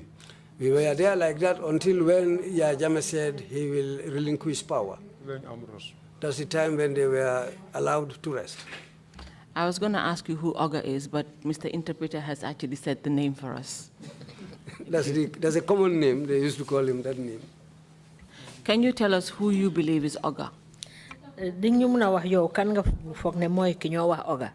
Yaya Jammeh, the president. Yaya Jammeh, the former president. Thank you.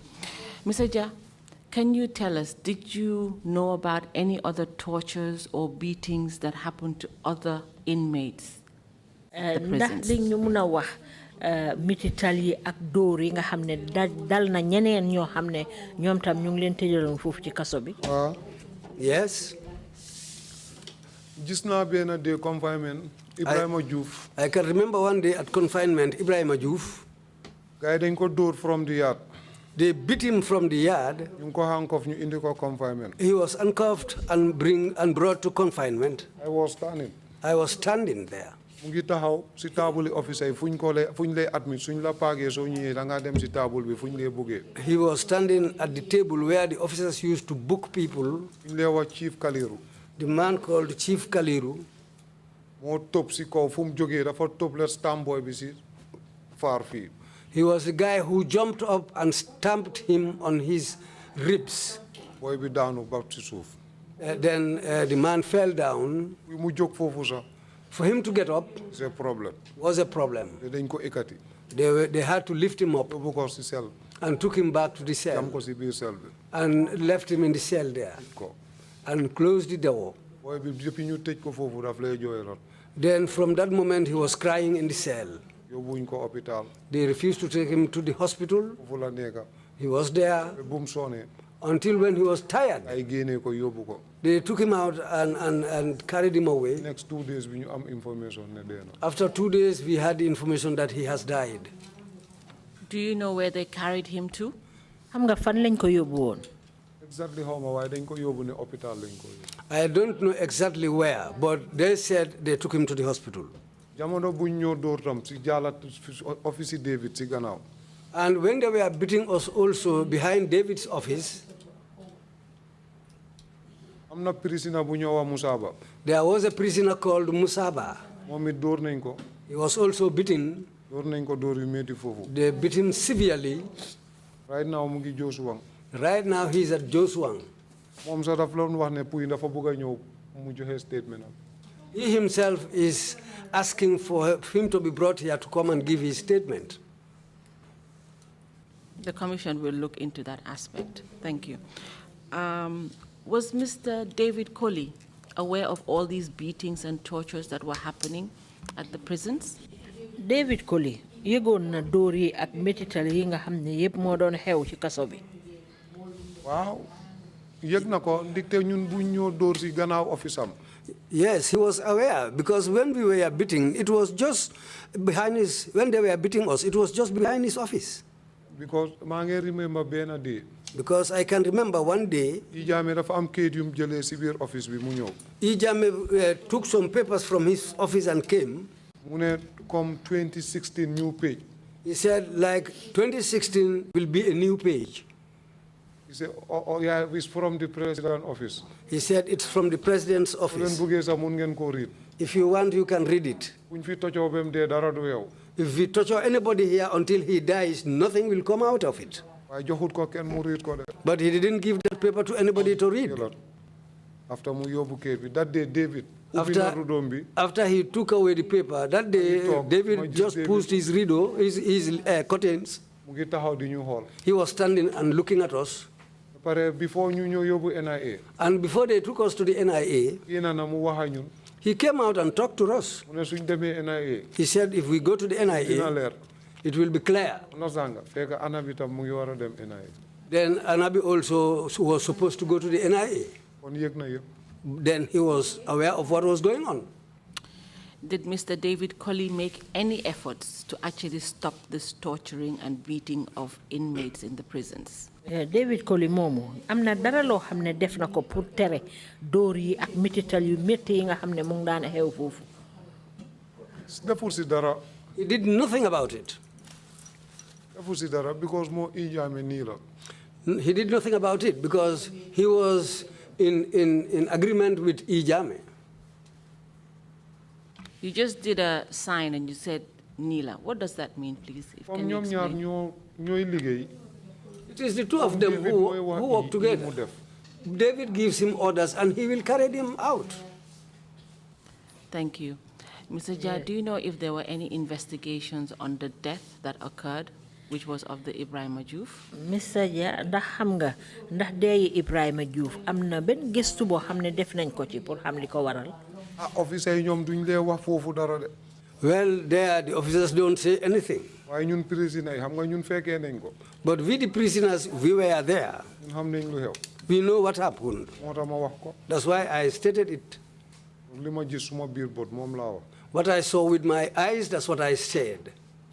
Has anyone ever come round to tell you or say they were investigating the death and what do you know about it, or any other death that has actually occurred in the prisons? Ndax am na kenn ku ñëw ci yow pour laaj la ndax xam nga dara ci mbiri dee boobu wala yeneen dee yi nga xam ne sax mu ngi doon xew ci prison bi.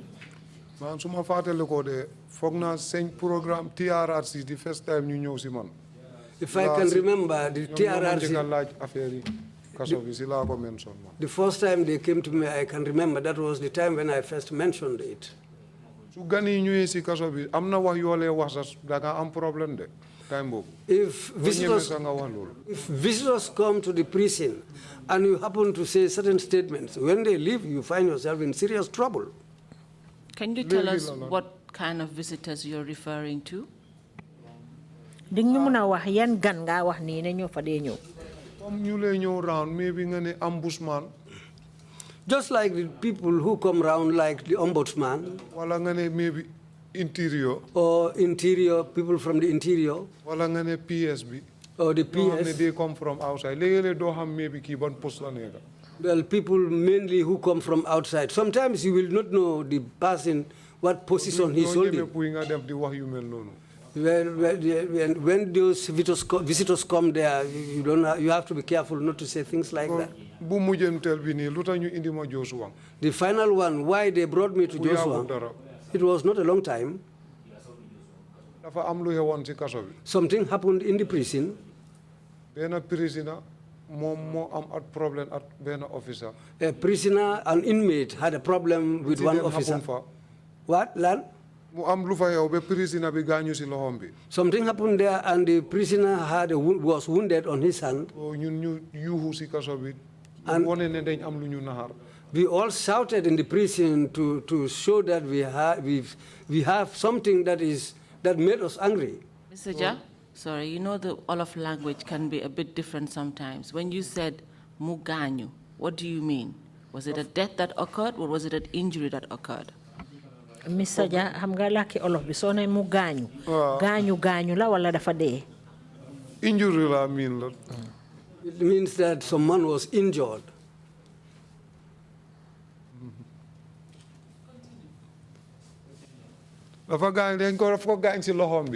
He was wounded on his hand.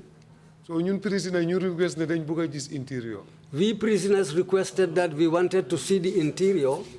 But interior But the interior didn't come.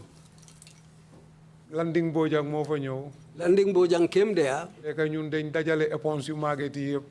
By that time, we had gathered all the old mattresses. We took it out at the gate of the confinement, and we set fire to it. After setting fire to those old mattresses, we sat down there. Afterwards, Landing Bojang came.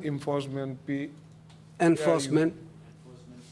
PIU, yes, with an enforcement. When they came, ñu si la man suma bopp maa yuuxu Landing Bojang. Myself, personally, I shouted at Landing Bojang. la ñëw si ñun. That's the time when he came to us. mu déglu ñu. He listened to us. ñu explainal ko lu xew. We explained to him what happened. Gars officer yi bare fa taxaw. Then there were many officers standing there. So bu ma explainer ma ne ko. After my explanation, I told him about the pardon num le demee fii. about how pardon goes on in there. Affaire yi suñ lekka yi num le demee fii. And the diet we used to receive in the prison there. So buñ defee loolu. After we did that, Landing waxa ñun. Landing talked to us. Everybody cool.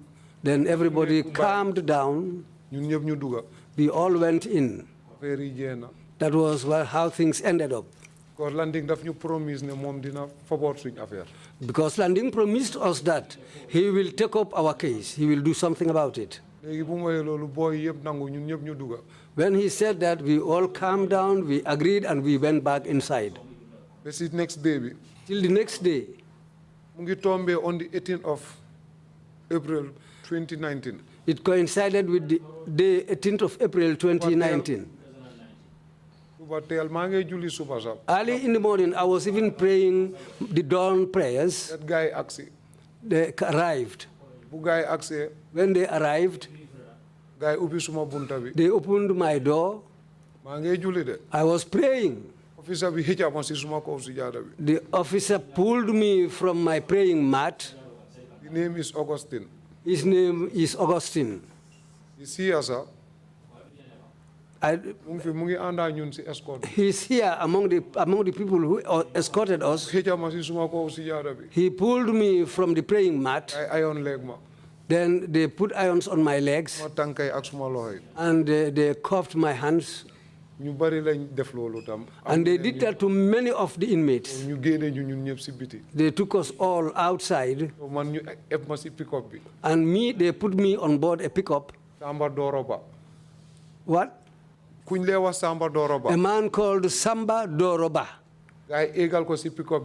They also put him on board that pickup. And they took us direct to Joshua. This is how I was transferred to Joshua. We were there. Less than 2 hours. Less than 2 hours. They brought in another boy, Alpha Omar Ba or Alpha Omar Jallo. And he is the person who told them that the place they took us to, let them bring him also to that same place. Because he was also part of us. That's why they brought him there also. Yes, they took us to Joshua. When we arrived at Joshua, they took us to the new confinement which was built at Joshua. Even the cells were not ready at that time. There was no corrugated sheets. It was mere concrete. The sun used to shine on top of us. The sun comes, shines directly inside the cell. Every day, there was an old man who falls down every day when attacked by this high blood pressure. He falls down every day.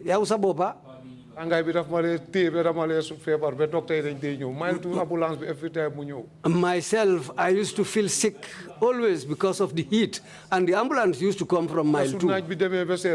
And when the sun cools down, that's the time when the heat, in fact, gets worse inside the cell. If you touch the wall, well, we were sealed. We were there. We were there. There was an officer called P.O. Sow. In charge riot squad is in office. He was Momo in charge? Riot squad. The riot squad there. Because they knew riot squad. Because we were entrusted to the riot squad.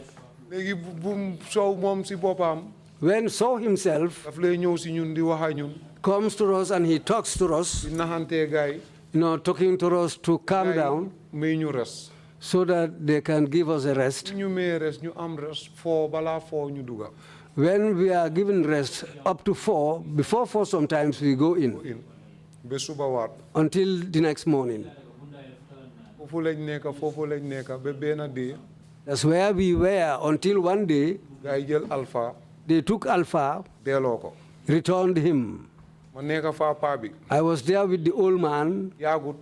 For a short time, Guy isi Musaba. they brought Musaba again. Ñu nekk fa. We were there. Nekk fa. There, Benn day guy ñun ñoo lay complain dik tàngaay bi si sel bi. one day we used to complain about the heat inside the cells. Bugguñ ñoo delloo. They didn't want to take us back, Guy léegi ñu ne dañoo defar foofu.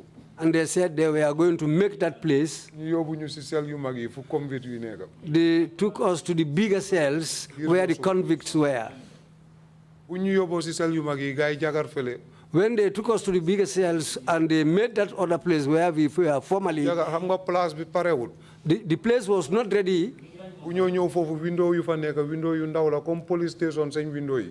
When we were coming there, they had small windows like the police station windows. Guy after ñu daaji window bi defar ko window yu mag.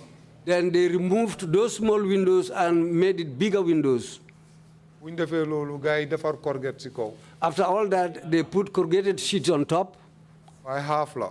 but it was just halfway, Fu ñun fuñ mun a nekk kese. so that they'll have a place for us where we are going to be. They didn't make it. Ba léegi jagaruñ ko. Up to now, it is. Fu woon ciment kese la sel yi sooy focus puy génnee yoo bi sax ciment yi dañ dee naaw di dugga sax. The place is full of cement dust. Even if you want to fan mosquitoes away, the cement will be mixed up in the air. Noonu lañ fa nekkee This is how we were there ba léegi. up to now. Delloo nañ paa bi. The old man has been returned, Waaye man delloo wuñ ma de. but I'm still there. Thank you very much, Mr. Ja. Thank you for testifying before this commission today, and that is all I have for you today. Mr. Chair, if I may just point out, the last part that he's mentioned in the 2019 is somewhat out of our jurisdiction, but it was interesting to hear what he was saying. That's why I allowed him to continue. Thank you. Thank you very much, Council, and thank you, Mr. Ja. Thank you for coming to testify before the Commission. We really appreciate your testimony or your appearance here. Journalists, if you have any questions, jërëjëf Mr. Ja see. kontaan nañ ci li nga ñëw. Commissioner Carr, you have the floor. Thank you, Chairman. I just have a simple question for the witness. Thank you for your testimony. You've mentioned that when you were transferred to Joswang, you were having some health complications, and you've been tortured in different times according to your testimony. Has that impacted on your health, and how is your health now? Bi nga waxee ne yóbbu nañ la Joswang am na soppali yoo xam ne def na ko ci yow ndax loolu sonal na la ci sa wàlli wér-gu-yaram ak yow ci sa bopp sa jamono ji naka la sa wér-gu-yaram mel. Waaw suma wér bu yaram ba léegi wéruma bu baax. Still now maa ngi feebar. Up to now, I am not properly healed. Up to now, in fact, I can say that I am still sick. Su seeda bi jotee nii. If the place gets cold, Suma joints yi daf lay pain astama suma backbone bi fii. all my joints will pain me and up to my backbone. Suma loxo bi daf lay néewi. My hand used to swell. Yóbbu naa ko X-ray nañ ko. I took it to them. They used an X-ray on I it. amee card fii so traffic sax. I had a card for physiotherapy. Every time dama doon mun a dem foofu gars yi di ma ko massage. Every time I used to go there so that they can massage it Suma for me. bone bi dafa move ba léegi delluwul mu ngi nii. My bone moved from its original place and still it has not been restored. Handcuff moo ko cause. And it was caused by the handcuffs.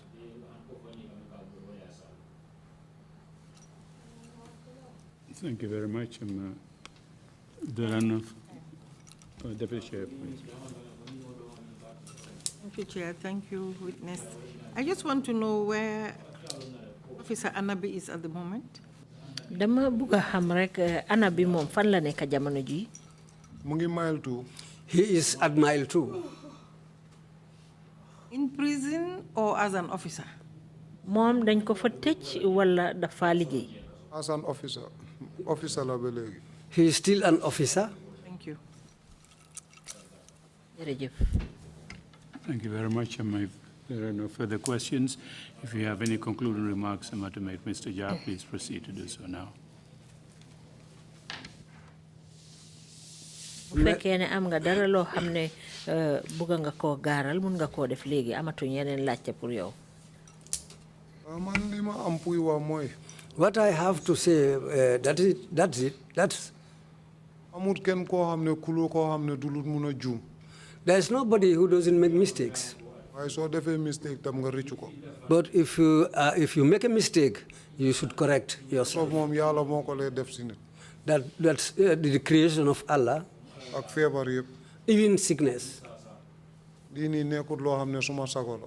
This is not something that is my own will. maa ngi ñaan. I'm appealing. Gambian yëpp. I'm pleading to all Gambians. jégal. For them to forgive me. ma munti tooñ si dëkk bi mu jégal ma. If I have offended anybody, please forgive me. am na ñu nekk si kaso bi ak man mi. There are people with me in the prison as inmates. nekkut ne dañ bon de.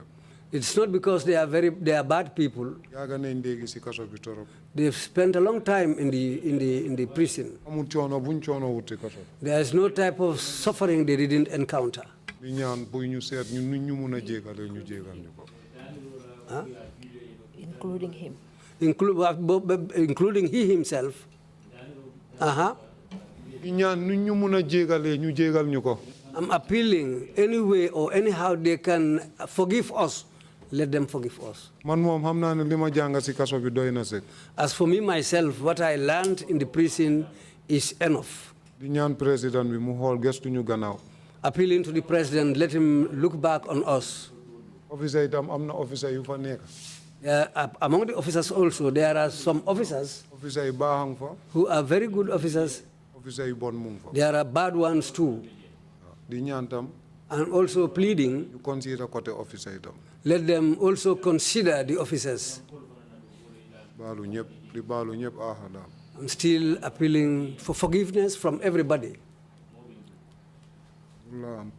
That's what I have. Thank you very much indeed. Are the appeal summer processes for you completely over now? ndax pour mun a dàppeelaat loolu moom ñàkk nga ko ba pare léegi. He actually has an appeal that's ongoing in the courts. Okay, so besides some pardon, there is a possibility of him getting out at some point. And you might have said earlier, I missed it, how old are you now? 37. You're what? 37. 37. And you are in for life? Yes. That's tough. And Mr. Chair, I understand that 11 years since his conviction, the appeal is still ongoing.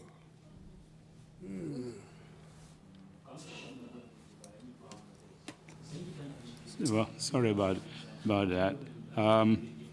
Thank you again very much for your testimony, and I hope you have a brighter future. We will end our proceedings here today and resume Monday morning, sharp 10 o'clock. Meeting is adjourned. Thank you all very much. Have a nice weekend. Mr. Chair, again, before you end it, we had agreed that after the testimony, I should give this warning to the prison authorities. Indeed, thank you. And the officers, the escort party. These witnesses are under the protection of the TRRC. What they have done at the request of the Commission. This is a national duty. So we are asking that the prison authorities protect them from any reprisals or from any punishment.